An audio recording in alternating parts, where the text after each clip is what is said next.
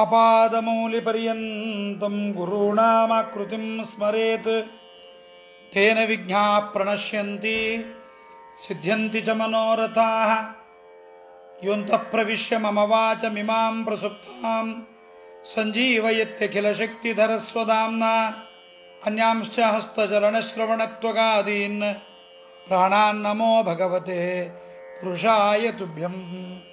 ಭವತಿ ಯದನುಭಾವಾದೇಡಮೂಕೋऽಪಿ ವಾಗ್ಮಿ ಜಡಮತಿರಪಿ ಜಂತುರ್ಜಾಯತೆ ಪ್ರಾಜ್ಞಮೌಲಿಃ ಸಕಲವಚನಚೇತೋ ದೇವತಾ ಭಾರತೀ ಸಾ ಮಮ ವಚಸಿ ನಿಧತ್ತಾಂ ಸನ್ನಿಧಿಂ ಮಾನಸೇ ಚ ಶ್ರೀಮತೋ ರಾಘವೇಂದ್ರಸ್ಯ ನಮಾಮಿ ಪದಪಂಕಜೆ ಕಾಮಿತಾಶೇಷಕಲ್ಯಾಣ ಕಲನಾಕಲ್ಪಪಾದಪೋ ಅಜ್ಞಾನತಿಮಿರಚ್ಛೇದಂ ಬುದ್ಧಿಸಂಪತ್ಪ್ರದಾಯಕಂ ವಿಜ್ಞಾನವಿಮಲಂ ಶಾಂತಂ ವಿಜಯಾಖ್ಯಗುರೂನ್ ಭಜೆ. ಶ್ರೀ ಗುರುಭ್ಯೋ ನಮಃ. ಪರಮ ಪವಿತ್ರವಾದ ವಿಜಯದಾಸರ ಆರಾಧನಾ ಮಹೋತ್ಸವದ ದಿವಸ. ಹೀಗೆ ಕೆಲವು ದಿವಸಗಳಿಂದ ವಿಜಯದಾಸರ ಕೃತಿಗಳ ಸಮೀಕ್ಷೆ ಇಲ್ಲಿ ನಡೆಸ್ತಾ ಇದ್ದಾರೆ ವಿಜಯದಾಸರು ಪರಮ ಪವಿತ್ರವಾದ ಈ ಮಂತ್ರಾಲಯ ಕ್ಷೇತ್ರದಲ್ಲಿ. ಅಂತಹ ವಿಜಯದಾಸರ ಆರಾಧನಾ ಮಹೋತ್ಸವ ಅಂಗವಾಗಿ ಇವತ್ತು ವಿಜಯದಾಸರ ಒಂದಿಷ್ಟು ಜೀವನ ವಿಚಾರಗಳನ್ನು, ಅವರ ಕೃತಿಗಳಲ್ಲಿ ಅವರೇ ಹೇಳಿಕೊಂಡ, ಅವರ ಶಿಷ್ಯರು ಹೇಳಿದ ಕೆಲವೊಂದು ಕೃತಿಗಳನ್ನು ವಿಚಾರ ಮಾಡಿ ನಮ್ಮ ನಾಲಿಗೆಯನ್ನು ಪ್ರಾಪ್ತಾನ್ಯನುತಿ ಪಾಪೌಘ ರಸನಾಂ ಪಾವಯಾಮ್ಯಹಂ ಗುರುವಂತರ್ಯಾಮಿ ಭಗವಸ್ತುತಿಗಂಗಾಂಬು ಮಜ್ಜನಾಥ್ ಅಂತ ಇನ್ನೊಬ್ಬರನ್ನು ಸ್ತೋತ್ರ ಮಾಡಿದ್ದರಿಂದ ಬಂದ ಪಾಪದ ನಾಶ ಗುರುಗಳ ಅಂತರ್ಯಾಮಿಯಾದ ಭಗವಂತನ ಸ್ತೋತ್ರ ಮಾಡುವುದರಿಂದ ಪರಿಹಾರವಾಗತ್ತೆ ಎಂಬುದಾಗಿ ಹೇಳಿದ್ದಾರಾದ್ದರಿಂದ ಅಂತಹ ವಿಜಯದಾಸರ ಅಂತರ್ಯಾಮಿಯಾದ ವಿಜಯ ವಿಠ್ಠಲನ ಅನುಗ್ರಹಕ್ಕೋಸ್ಕರವಾಗಿ ಒಂದಿಷ್ಟು ಅವರ ಜೀವನ ಚರಿತ್ರೆಯನ್ನು ಕೂಡ ಕೇಳೋಣ. ಕಾರಣ ಯಾ ನಿವೃತ್ತಿಸ್ತನುಭೃತಾಂ ತವ ಪಾದ ಪದ್ಮಧ್ಯಾನಾತ್ ಭವಜ್ಜನ ಕಥಾ ಶ್ರವಣೇನ ವಾಸ್ಯಾತ್ ಸಾಬ್ರಹ್ಮಣಿ ಸ್ವಮಹಿಮನ್ಯಪಿ ನಾಥಮಾಭೂತ್ ಕಿಂವಂತಕಾಸಿ ಲಲಿತಾತ್ ಪತತಾಂ ವಿಮಾನಾತ್ ಅಂತ ದೇವರಿಂದ ವಿಮುಖರಾದ, ಅಧರ್ಮದಲ್ಲಿ ಮುಖ ಮಾಡಿದ ಜನರನ್ನು ಧಾರ್ಮಿಕರನ್ನಾಗಿ ಮಾಡಿ ಪರಮಾತ್ಮನ ಕಡೆಗೆ ಸಮ್ಮುಖರನ್ನಾಗಿ ಮಾಡುವುದೇ ಸಜ್ಜನರ ಉದ್ದೇಶ. ಅಂತಹ ಅಪರೋಕ್ಷ ಜ್ಞಾನಿ ವರೇಣ್ಯರಾದ ವಿಜಯದಾಸರು ತಾವು ಉತ್ತರ ಕರ್ನಾಟಕದ ರಾಯಚೂರು ಜಿಲ್ಲೆಯಲ್ಲಿ ಮಾನವಿ ತಾಲೂಕಿನ ಚೀಕನಪರವಿ ಎಂಬತಕ್ಕಂಥ ಒಂದು ಗ್ರಾಮ, 17ನೇ ಶತಮಾನದಲ್ಲಿ ಚೀಕನಪರವಿ ಎಂಬ ಗ್ರಾಮದಿರುತಿಪ್ಪ ಶ್ರೀನಿವಾಸಪ್ಪ ಕೂಸಮ್ಮ ಶ್ರೀ ಗುರು ಸೇವೆ ಮಾಡಿ ಸತತ ವರವ ಪಡೆದಳೈ ಎರಡೊಂದು ಪುತ್ರನು ಹಿರಿಯ ಮಗನಾದ ದಾಸಪ್ಪನೆಂದಿರುವ ನಾಮದಿ ಕರೆದು. ಚೀಕನಪರವಿಯಲ್ಲಿ ಶ್ರೀನಿವಾಸಪ್ಪ ಮತ್ತು ಕೂಸಮ್ಮ ಅಂತ ಮಾಧ್ವ ಬ್ರಾಹ್ಮಣ ಮನೆತನದ ದಂಪತಿಗಳು. ಭಾರದ್ವಾಜ ಗೋತ್ರದ ವೃಕ್ಷಾಕಿಗೆ ಸೇರಿದ ಈ ವೈಷ್ಣವರು ಅತ್ಯಂತ ಬಡವರಾದರೂ ಇವರಿಗೆ ಹರಿಭಕ್ತಿಯಲ್ಲಿ ಜ್ಞಾನ ವೈರಾಗ್ಯಗಳಲ್ಲಿ ಏನೂ ಬಡತನ ಇರಲಿಲ್ಲ. ಆದರೆ ಬಹುಕಾಲಗಳ ಪರ್ಯಂತರವಾಗಿ ಪುತ್ರ ಯೋಗ ಇರದೇ ಇದ್ದದ್ದರಿಂದ ಪರಮಾತ್ಮನ ಅನುಗ್ರಹದಿಂದ ತುಂಗಭದ್ರಾ ನದಿಯಲ್ಲಿ ಪ್ರತಿನಿತ್ಯ ಸ್ನಾನ ಮಾಡಿ ಅಶ್ವತ್ಥ ನರಸಿಂಹದೇವರ ಸೇವೆಯನ್ನು ಮಾಡಿ ನರಸಿಂಹನ ವರಪ್ರಸಾದದಿಂದ ಶಾಲಿವಾನಸಕ 1604ನೇ ರುದ್ರೋದ್ಗಾರಿ ಸಂವತ್ಸರದಲ್ಲಿ ಜನಿಸಿದ ಮಗ ಹರಿಭಕ್ತನಾಗೇ ಇರಲಿ ತಮ್ಮ ಮಗ ಎಂಬತಕ್ಕಂಥ ದೃಷ್ಟಿಯಿಂದ ಆ ಮಗುವಿಗೆ ದಾಸಪ್ಪ ಅಂತ ನಾಮಕರಣವನ್ನು ಮಾಡಿದ್ದಾರೆ. ಹಯವದನ ವಿಠ್ಠಲರೇ ಈ ವಿಚಾರವನ್ನು ಹೇಳುತ್ತಾರೆ. ವಿಜಯದಾಸರ ತಮ್ಮಂದಿರು ಶಿಷ್ಯರು ಆಗಿರತಕ್ಕಂಥವರು ಈ ಮಾತನ್ನು ಹೇಳಿದ್ದಾರೆ. ಇವರಲ್ಲಿ ದಾಸಪ್ಪ ಎಂಬತಕ್ಕಂಥ 3 ಜನ ಮಕ್ಕಳ ಪೈಕಿ ದಾಸಪ್ಪನೇ ವಿಜಯದಾಸರಾಗಿ ಮುಂದೆ ಪ್ರಸಿದ್ಧರಾಗಿದ್ದಾರೆ. ವಿಜಯದಾಸರು ತಾವು ಇಲ್ಲಿ ಅವತಾರವನ್ನು ಮಾಡಿ ಜಗನ್ನಾಥದಾಸರು, ಆನಂದದಾಸರು ಮೊದಲಾಗಿರತಕ್ಕಂಥ ಅನೇಕರ, ಗೋಪಾಲದಾಸರೇ ಮೊದಲಾದ ಅನೇಕ ಶಿಷ್ಯರನ್ನು ಪಡೆದಿದ್ದಾರೆ. ಮಗ ಏನೋ ಹುಟ್ಟಿದ, ಆದರೆ ತಂದೆ ತಾಯಿಗಳ ದಾರಿದ್ರ್ಯ ಪರಿಹಾರ ಆಗಲಿಲ್ಲ. ಭಯಂಕರ ದಾರಿದ್ರ್ಯ ಎಂಬತಕ್ಕಂಥದ್ದು ಭಯಂಕರ. ಆದರೆ ಸಂಸಾರ ದೊಡ್ಡದಾಯಿತು, ಮಕ್ಕಳ ವಿದ್ಯಾಭ್ಯಾಸ, ಎಷ್ಟು ದುಡಿದ್ರೂ ಹೊಟ್ಟೆಗೆ ತುಂಬೋದಿರಲಿ, ಸಣ್ಣ ಸೌಟಿನ ತುಂಬ ಗಂಜಿ ಕೂಡ ಸಿಗ್ತಾ ಇರಲಿಲ್ಲ ಅಂತ ವಿಜಯದಾಸರೇ ಮುಂದೆ ಹೇಳ್ಕೊಳ್ತಾರೆ. ಆದರೆ ಹಿಂದಿನ ಕಾಲದ ಜನರಲ್ಲಿ ಜೀವನದ ಆರ್ಥಿಕ ಪರಿಸ್ಥಿತಿ ಎಷ್ಟೇ ಮುಗ್ಗಟ್ಟಾಗಿದ್ದರೂ ಕೂಡ ದುಡ್ಡಿಲ್ಲ, ಸೌಖ್ಯ ಇಲ್ಲ ಅಂಥೇಳಿ ಕಾಲಕಾಲಕ್ಕೆ ಮಾಡಬೇಕಾದ ಧಾರ್ಮಿಕ ವಿಧಿಗಳನ್ನು ಬಿಡ್ತಾ ಇರಲಿಲ್ಲ. ತಮ್ಮ ಯೋಗ್ಯತೆ ಇದ್ದಷ್ಟು, ತಮ್ಮ ಸಾಮರ್ಥ್ಯ ಇದ್ದಷ್ಟು ಧಾರ್ಮಿಕ ವಿಧಾನಗಳನ್ನು ನೆರವೇರಿಸ್ತಕ್ಕಂಥದ್ದು ಪ್ರಾಚೀನ ಭಾರತೀಯರ ಸಂಪ್ರದಾಯ. ಹಾಗಾಗಿ ಆ ಪ್ರಾಚೀನ ಭಾರತೀಯರ ಸಂಪ್ರದಾಯದಂತೆ ಮಕ್ಕಳೆಲ್ಲರಿಗೂ ಕೂಡ ಶ್ರೇಷ್ಠವಾದ ರೀತಿಯಲ್ಲಿ ಉಪನಯನ ಸಂಸ್ಕಾರವನ್ನು ಮಾಡಿಕೊಟ್ಟಿದ್ದಾರೆ. ಉಪನಯನ ಸಂಸ್ಕಾರ ಆ ಮಕ್ಕಳಿಗೆಲ್ಲ ಆಗತಕ್ಕಂಥದ್ದಾಗಿದೆ. ಉಪನಯನದಿಂದ ಸುಸಂಸ್ಕೃತರಾಗಿದ್ದಾರೆ ಮಕ್ಕಳೆಲ್ಲರೂ ಕೂಡ. ಇದಾದ ಮೇಲೆ ಯೋಗ್ಯ ವಯಸ್ಸಿನಲ್ಲಿ ಬ್ರಹ್ಮೋಪದೇಶ ಆಯಿತು. ಕೆಲವು ವರ್ಷಗಳಲ್ಲಿ ಅರಳಮ್ಮ ಅಂತ ಒಬ್ಬ ಹುಡುಗಿಯನ್ನು ತಂದು ನಮ್ಮ ದಾಸಪ್ಪನಿಗೆ ಮದುವೆಯನ್ನು ಕೂಡ ಮಾಡಿದ್ದಾರೆ. ಆದರೆ ಮದುವೆಯಾದ ಮಾತ್ರಕ್ಕೆ ದಾರಿದ್ರ್ಯ ಪರಿಹಾರ ಆಗಬೇಕು ಅಂತೇನಿಲ್ವಲ್ಲ. ಮದುವೆ ಆಯಿತು, ಆದರೆ ದಾರಿದ್ರ್ಯ ಪರಿಹಾರ ಆಗಲಿಲ್ಲ. ದಾರಿದ್ರ್ಯ ಅಧಿಕವಾಯಿತೇ ವಿನಃ ಏನೂ ಬರಲಿಲ್ಲ. ಸಂಸಾರ ನೀಗಲಿಕ್ಕಾಗದೆ ಹೆಂಡತಿ ಬೇರೆ ಬಂದಿದ್ದಾಳೆ. ದಾಸಪ್ಪನಿಗೆ ಸಂಸಾರವನ್ನು ನೀಗಲಿಕ್ಕಾಗದೆ ಹಿಡಿದ ಪತ್ನಿಯನ್ನು ಕೈಬಿಟ್ಟು ತೀರ್ಥಯಾತ್ರೆಗೆ ಹೊರಟು ಬಿಡ್ತಾನೆ. ಗೊತ್ತು ಗುರಿ ಇಲ್ಲದೆ ಎಲ್ಲಿಗೆ ಹೋಗಬೇಕು, ಏನು ಮಾಡಬೇಕು ಗೊತ್ತಿಲ್ಲದೆ ಸಂಸ್ಕಾರ ವಶದಿಂದ ತೀರ್ಥಯಾತ್ರೆಗೆ ಹೊರಟ, ಮತ್ತೆಲ್ಲಿಗೂ ಹೋಗಲಿಲ್ಲ. ಆದರೆ ಎಲ್ಲಿ ಹೋದರೂ ದಾರಿದ್ರ್ಯ ಏನು ಕಡಿಮೆ ಆಗಲಿಲ್ಲ. ದಾಸಪ್ಪನಿಗೆ ಯಾರೂ ಕೆಲಸ ಕೊಡಲಿಲ್ಲ, ಎಲ್ಲೂ ಸಂಪಾದನೆ ಏನೂ ಸಿಗಲಿಲ್ಲ. ದಾರಿಯಲ್ಲಿ ಈತನಲ್ಲಿದ್ದ ಬಟ್ಟೆಗಳನ್ನು ಕೂಡ ಅನೇಕರು ಕಳ್ಳಕಾಕರು ಕೂಡ ತೊಂಡು ಹೋಗಿದ್ದಾರೆ ಎಂಬುದನ್ನು ಕೂಡ ಅಲ್ಲಿ ನಾವು ನೋಡ್ತಾ ಇದ್ದೇವೆ. 2 ವತ್ಸರದ ಅಂತಾರೆ, ಹಿರಿಯರಿಗೆ ಪೇಳದಲೆ ತೆರಳಿ ಯಾತ್ರೆಗೆ ಹೋಗಿ 2 ವತ್ಸರದ ತರುಣಪ್ರಾಯದಲ್ಲಿಂದ ಸರ್ವತೀರ್ಥ ಕ್ಷೇತ್ರದ ಮಿಂದು 20 ವತ್ಸರಕ್ಕೆ ತಿರುಗಿನ್ನಿ ಬಂದು ಅಂತ ತಿರುಗ 28ನೇ ವಯಸ್ಸಿಗೆ ಮನೆಗೆ ಬಂದಿದ್ದಾರೆ. ಮನೆಗೆ ಬಂದ ಅವರಿಗೆ ಯಾರು ಅಂತಲೇ ಗೊತ್ತಾಗದೇ ಇರುವಷ್ಟು ಗಡ್ಡ, ಮೀಸೆ, ತಲೆ ಕೂದಲೆಲ್ಲ ಬೆಳೆದು ಬಿಟ್ಟಿತ್ತು. ಆದರೆ ದಾಸಪ್ಪನನ್ನು ಗುರುತಿಸಿ ಮನೆಯಲ್ಲಿ ಆತನನ್ನು ಹುಡುಗಿಯ ಜೊತೆಗೆ ಇರಬೇಕು ಅಂತ ಮಾಡಿದ್ದಾರೆ. ಆತನಿಗೊಂದು ವೃತ್ತಿ ಬೇಕು ಅಂತ ಶಾನುಭೋಗಿಯನ್ನು ಕೂಡ ಕೊಟ್ಟಿದ್ದಾರೆ. ಶಾನುಭೋಗಿಯ ಕೆಲಸವನ್ನು ಮಾಡುತ್ತಾ ಇದ್ದಾರೆ.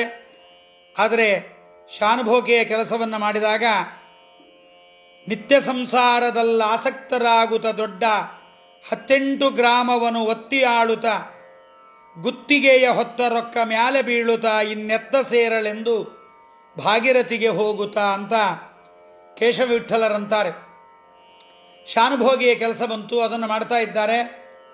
18 ಗ್ರಾಮಗಳ ಶಾನುಭೋಗಿ ದುಡ್ಡುಗಳನ್ನೆಲ್ಲ ನುಂಗಿಬಿಟ್ರು ಅಂತ ಅಪವಾದ ಬಂತು. ದಾಸಪ್ಪನಿಗೆ ಬೇಜಾರಾಯಿತು. ಅಷ್ಟೊತ್ತಿಗೆ ತಂದೆಯ ವಿಯೋಗ ಬೇರೆ ಆಗಿತ್ತು. ಆದ್ದರಿಂದ ಮತ್ತೆ ಹೆಂಡತಿಯನ್ನ, ತಾಯಿಯನ್ನ ಎಲ್ಲರನ್ನ ಬಿಟ್ಟು ತೀರ್ಥಯಾತ್ರೆಗೆ ಹೊರಟು ಬಿಡ್ತಾನೆ. ಗಯಾಕ್ಕೆಲ್ಲ ಹೋಗುತ್ತಾನೆ ದಾಸಪ್ಪ. ಗಯಾದಲ್ಲಿ ಪಿಂಡವನ್ನಿತ್ತು ಮರಳಿ ಅಂತ ಹೇಳ್ತಾ ಇದ್ದಾರೆ. ಅವರ ಕೇಶವ ವಿಠ್ಠಲರ ಒಂದು ದೇವರ ನಾಮದಲ್ಲಿ ವಿಜಯದಾಸರ ಬಗ್ಗೆ ಹೇಳಿದ ಒಂದು ಕೃತಿಯಲ್ಲಿ ಅವರೇ ಹೇಳ್ತಾರೆ, ಗಂಗೆಯ ಸ್ನಾನವ ಗಯದಲ್ಲಿ ಪಿಂಡವನಿತ್ತು ಮರಳಿ ಬಂದು ವಾರಣಾಸಿಯಲ್ಲಿ ಉತ್ತಮರ ಸಂಘದಿಂದ ಅಂತ 2ನೇ ಬಾರಿ ತೀರ್ಥಯಾತ್ರೆಗೆ ಹೋದಾಗ ತಂದೆಯ ವಿಯೋಗವೂ ಆಗಿತ್ತು. ಗಯಾದಲ್ಲಿ ಪಿಂಡ ಪ್ರದಾನ ಮಾಡಿದ್ದಾರೆ. ಅವರ ವಾರಣಾಸಿಗೆ, ಕಾಶಿಗೆ ಬಂದಾಗ 2ನೇ ಬಾರಿ ಬಂದಾಗ ಅಲ್ಲೇ ಇದ್ದಾರೆ. ಅನೇಕ ಜನರ ಮಧ್ಯದಲ್ಲಿ ಹೇಗೋ ಊಟ, ಎಲ್ಲೋ ನಿದ್ದೆ, ಎಲ್ಲೋ ಸ್ನಾನದ ಘಟ್ಟದಲ್ಲಿ ಮಲಗೋಣ, ಹೇಗೋ ಕಾಲವನ್ನು ಕಳೆದು ಪರಮ ಪವಿತ್ರವಾದ ಪರಮಾತ್ಮನ ಪಾದೋದಕದ ಗಂಗಾ ತೀರದಲ್ಲಿ ಬಿಂದು ಮಾಧವನ ಕಾಶಿ ವಿಶ್ವೇಶ್ವರನ ಸನ್ನಿಧಾನದಲ್ಲಿ ಮನಸ್ಸಿಗೆ ಶಾಂತವನ್ನು ಪಡೆಯುತ್ತಾ ಅಲ್ಲೇ ವಾಸವನ್ನು ಮಾಡಿದ್ದಾರೆ. ತಾವ್ಯಾರು, ಯಾತಕ್ಕೆ ಬಂದಿದ್ದೀವಿ ಎಂಬುದೇ ತಿಳಿಯದೆ ದಾಸಪ್ಪ ಭೂಮಿಯಲ್ಲಿ ಬಂದಾಗ ದೇವತೆಗಳು ಇವರನ್ನು ಎಚ್ಚರಿಸಬೇಕಾಗಿರತಕ್ಕಂತಹದ್ದು ಅವರ ಒಂದು ಔನ್ನತ್ಯ. ದೇವತೆಗಳು ಹಾಗೆ ಮಾಡ್ತಾರೆ, ಎಬ್ಬಿಸ್ತಾರೆ ನಮ್ಮನ್ನು. ಯಾರು ಮರೆತಿರ್ತಾರೆ ತಮ್ಮ ಬಂದ ಕಾರ್ಯವನ್ನು, ಆಗ ಅವರಿಗೆ ಹೇಳ್ತಾರೆ, ದಾಸಪ್ಪ ಕಾಶಿಯಲ್ಲಿ ಮಲಗಿದ್ದಾನೆ, ಅದ್ಭುತವಾದ ಸ್ವಪ್ನ ಬಿದ್ದಿದೆ, ಪುರಂದರದಾಸರು ಬಂದು ಮಗುವನ್ನು ತಟ್ಟಿ ಎಬ್ಬಿಸುವಂತೆ ದಾಸಪ್ಪನನ್ನೆಬ್ಬಿಸಿದ್ದಾರೆ.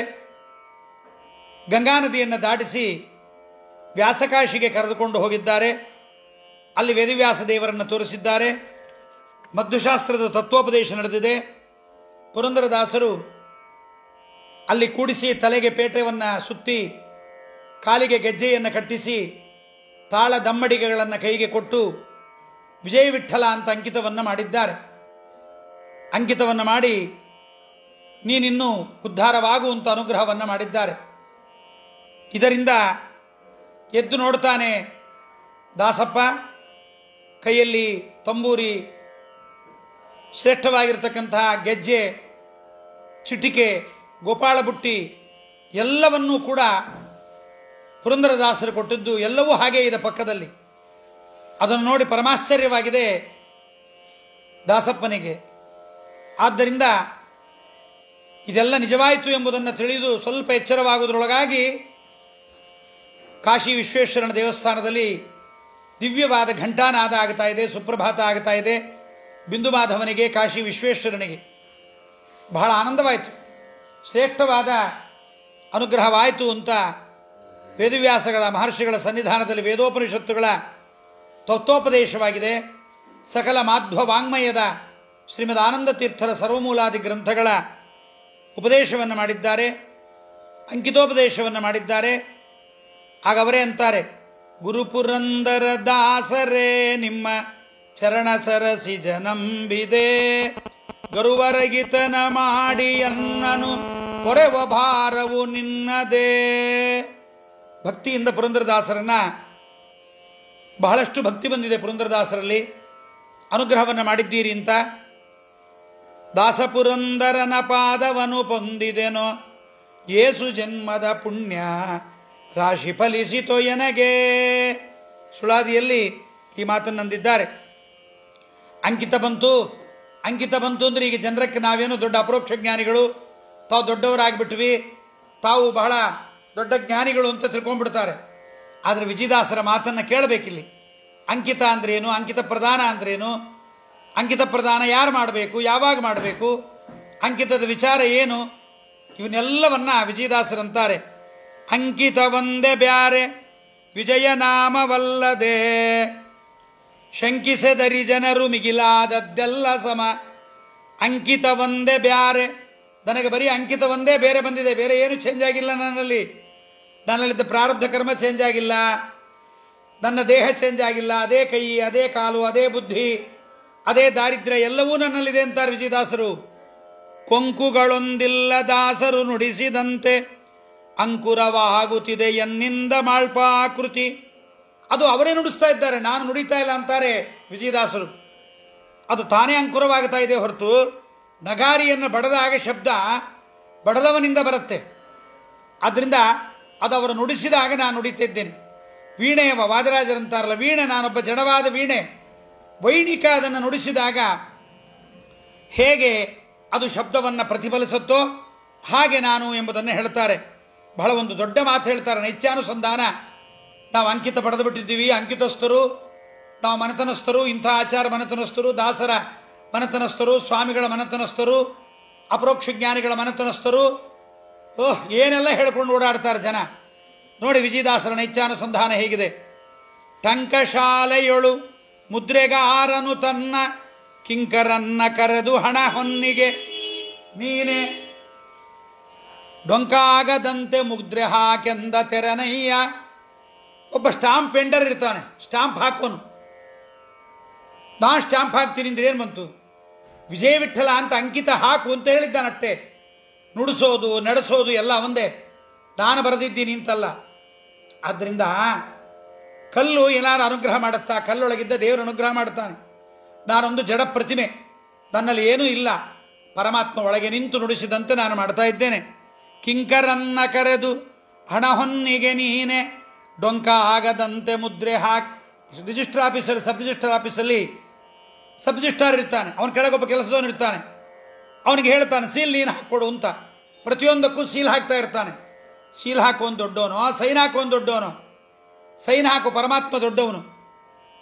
ಆದ್ದರಿಂದ ಕಾಶಿಗೆ ಸರ್ವ ದೇವಾದಿಗಳು ಬಂದು ನಿಲ್ಲೆ ಮಣಿಕರ್ಣಿಕೆಯಲ್ಲಿ ಸ್ನಾನವ ಮಾಡಿ ಎಲ್ಲ ಸತ್ಪುಣ್ಯ ಪುರುಷರು ಸಂಚರಿಪರು ಅಲ್ಲಿಗೆ ಹೋದಾಗ ಎನ್ನ ಗುರುಗಳ ಕರುಣ.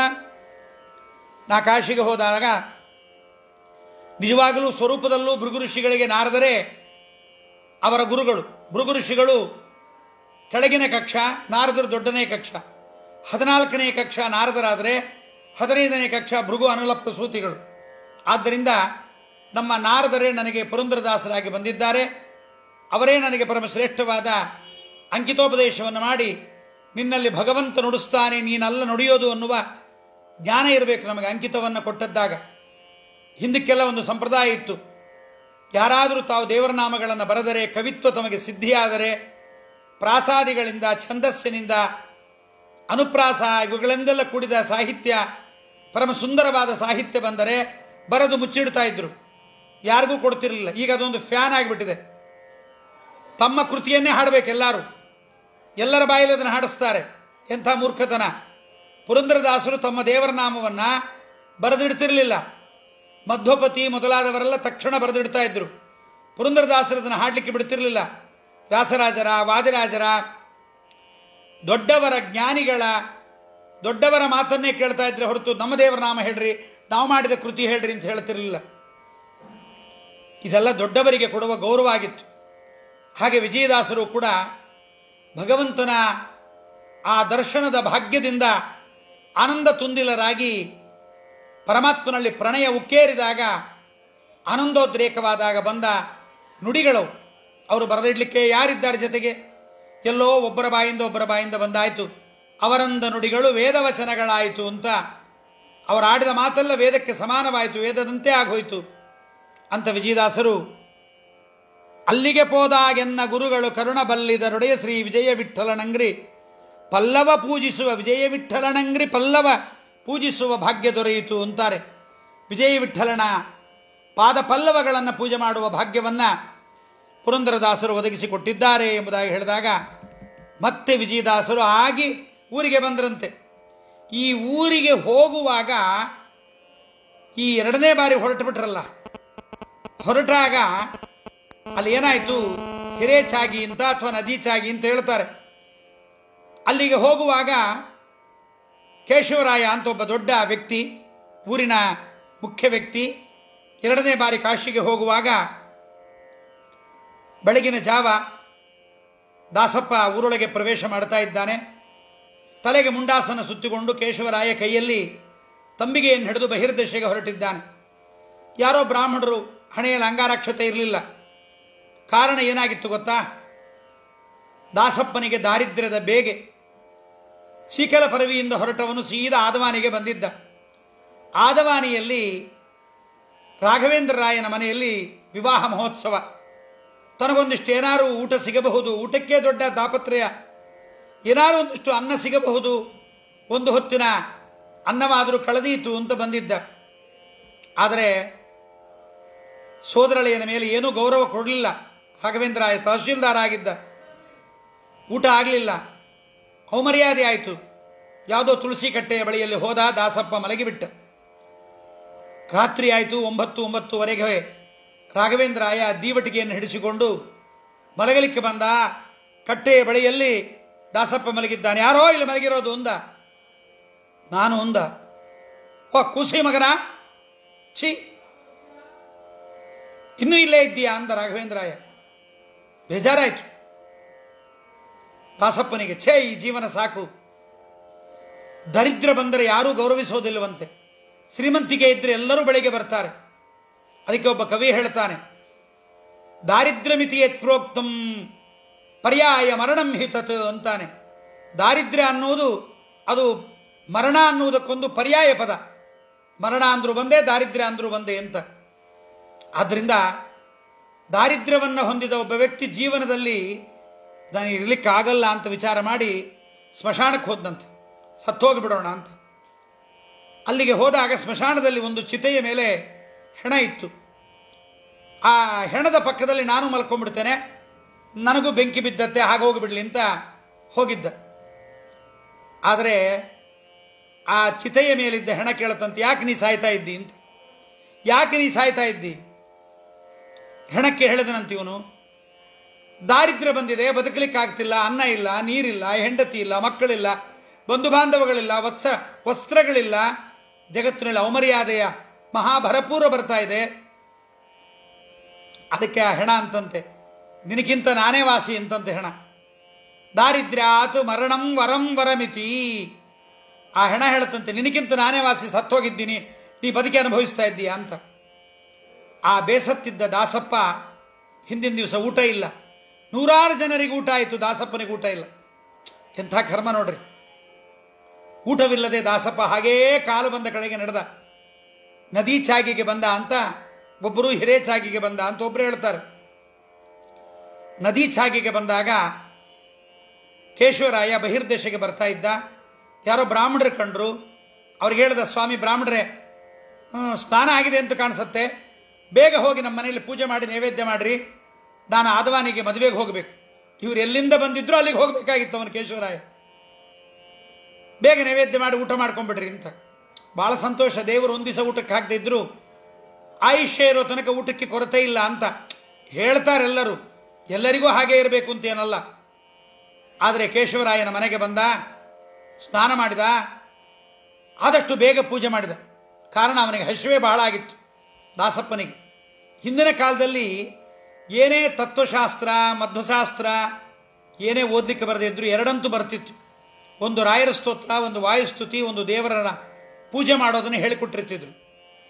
ದೇವರ ಪೂಜೆಯನ್ನು ಸಂಪ್ರದಾಯದ ಪ್ರಕಾರವಾಗಿ, ತಾರತಮ್ಯ ಪ್ರಕಾರವಾಗಿ ಹೇಗೆ ಮಾಡಬೇಕು, ವಾಯುಸ್ತುತಿ, ಒಂದು ರಾಯರ ಸ್ತೋತ್ರ, ಇದು 3 ಕಂಡೀಷನ್ ಆಗಿ ಬರ್ತಾ ಇತ್ತು. ದಾಸಪ್ಪನಿಗೆ ಮುದ್ರೆ ಗೋಪಿಚಂದ್ರ ಢಾಲಾಗಿ ಹಚ್ಕೊಂಡ, ಗಟ್ಟಿಯಾಗಿ ಗಂಟೆ ಬಾರಿಸಿದ, ಗಟ್ಟಿಯಾಗಿ ದೇವರ ನಾಮ, ದೇವರ ಸ್ತೋತ್ರಗಳು ಹೇಳಿದ, ದೇವರ ಪೂಜೆ ಮಾಡಿದ. ಕೇಶವರಾಯನ ತಾಯಿ ಬೇಕಾದಷ್ಟು ಹುಗ್ಗಿ ಮಾಡಿದ್ಲು, ನೈವೇದ್ಯ ಮಾಡಿದ, ಊಟ ಕೂತ್ಕೊಂಡ. ಬ್ರಾಹ್ಮಣರಿಗೆ ದೇಶಾವರಿ ಅಂತ, ಆಗಿನ ಕಾಲದ ದೇಶಾವರಿ, ಕೇಶವರಾಯ 1 ರೂಪಾಯಿ ಕೊಟ್ಟ. ಈಗಲೂ ಉತ್ತರ ಕರ್ನಾಟಕದಲ್ಲಿ ದಕ್ಷಿಣೆ ಕಡಿಮೆನೆ, ಮೈಸೂರು ಸೀಮೆಯಲ್ಲಿ ಕೊಟ್ಟಂತೆ ದಕ್ಷಿಣೆ ಕೊಡಲ್ಲ. 1 ರೂಪಾಯಿ ದೇಶಾವರಿ ಕೊಟ್ಟ ಕೇಶವರಾಯ. ದಕ್ಷಿಣೆ ಕಡೆ ಗಮನ ಇರಲಿಲ್ಲ, ದಾಸಪ್ಪನಿಗೆ ಊಟದ ಕಡೆ ಗಮನ. ಮಗ ಆದವಾನಿಯ ತನಕ ಕುದುರೆ ಮೇಲೆ ಹೋಗುತ್ತಾನೆ, ಎಷ್ಟೊತ್ತಾಗುತ್ತೋ ಏನು ಅಂತ ತಾಯಿ 2 ಸೇರಿನ ಹುಗ್ಗಿ ಮಾಡಿದ್ಲಂತೆ. ಬೇಕಾದಷ್ಟು ಬೆಣ್ಣೆಯನ್ನು ತರಿಸಿಟ್ಟಿದ್ಲು. ಕೃಷ್ಣಾರ್ಪಣ ಅಂತ ಬ್ರಾಹ್ಮಣನಿಗೆ ಕೇಶವರಾಯ ಹೇಳಿದ ಕೂಡಲೇ ಆಚೆ ಈಚೆ ನೋಡದಂತೆ ದಾಸಪ್ಪ ತಲೆ ಎತ್ತದಂತೆ ತಿಂತಾ ಇದ್ದಾನೆ. ಕೇಶವರಾಯನ ತಾಯಿಗೆ ಬಹಳ ಖುಷಿಯಾಯಿತಂತೆ. ಇಂತಹ ಆನಂದಪಟ್ಟು ಊಟ ಮಾಡುವ, ಅನ್ನವನ್ನು ಪ್ರೀತಿಸುವ ವ್ಯಕ್ತಿಗಳನ್ನು ನೋಡಿ ಬಹಳ ದಿವಸಗಳಾಗಿತ್ತು ಅಂತ ಕೇಶವರಾಯನಿಗೆ ಸಂಜ್ಞೆ ಮಾಡಿದ್ಲಂತೆ. ಆ ಬ್ರಾಹ್ಮಣನ ಊಟ ಆದ್ಮೇಲೆ ನೀ ಕೂತ್ಕೋ ಅಂತ. ದಾಸಪ್ಪ ಹಾಕಿದ ಮಾಡಿದ ಹುಗ್ಗಿಯನ್ನೆಲ್ಲ ತಿಂದು ಮುಗಿಸಿಬಿಟ್ಟ. ಎಲ್ಲೋ ಸ್ವಲ್ಪ ಮುಗಿಲ್ತು. ಅನ್ನ ಸಾರನ್ನ ಕೇಶವರಾಯ ಉಂಡ. ಬಹಳ ಆನಂದ ಆಯಿತು ಕೇಶವರಾಯನ ತಾಯಿಗೆ. ಒಳ್ಳೆ ಬೆಣ್ಣೆ, ಒಳ್ಳೆ ಊಟ ಹಾಕಿದ್ರು. ರಾತ್ರಿಯೆಲ್ಲ ನಡೆದು ಬಂದಿದ್ದ, ಒಳ್ಳೆ ಹೊಟ್ಟೆ ತುಂಬ ಊಟ. ಕೇಶವರಾಯ ಅಂದರೆ ಅಂದ, ಆಚಾರ್ಯರಿಗೆ ಬೇಕಾದ್ರೆ ಇರಬಹುದು, ತಮ್ಮ ಪ್ರಯಾಣ ಎಲ್ಲಿಗಾರ ಆಗೋದಿದ್ರೆ ಆಗಬಹುದು ಅಂತ ಕೂಡ ಅಂದ. ದಾಸಪ್ಪ ಸ್ವಲ್ಪ ಹೊತ್ತು ಮಲಗಿದ. ಇನ್ನೊಬ್ಬರ ಮನೆಯಲ್ಲಿರುವುದು ಬಹಳ ಸರಿಯಲ್ಲ ಅಂತ ಹೊರಟು ಬಿಟ್ಟ. ಹೊರಟ ದಾಸಪ್ಪ ಕಾಲು ಬಂದ ಕಡೆಗೆ ಹೊರಡ್ತಾನೆ. ಹೊರಟ ಆತ 34ನೇ ವಯಸ್ಸಿನಲ್ಲಿ ಅಂಕಿತವನ್ನು ಪಡೆದು ಪುನಃ ಊರಿಗೆ ಬರ್ತಾನೆ. ಆ ಊರಿಗೆ ಬಂದಾಗ ದಾಸಪ್ಪನವರು 32ನೇ ವಯಸ್ಸಿನಲ್ಲಿ ತಾನು ಮನೆಗೆ ಬಂದಾಗ ವಿಜಯ ವಿಠಲ ಅಂಬತಕ್ಕಂಥ ಅಂಕಿತ ಬಂದಿತ್ತು. ಅಲ್ಲಿ ಬರುವಾಗ ದಾರಿಯಲ್ಲಿ ಮತ್ತೊಂದು ಕಥೆ ನಡೆದೋಯ್ತು.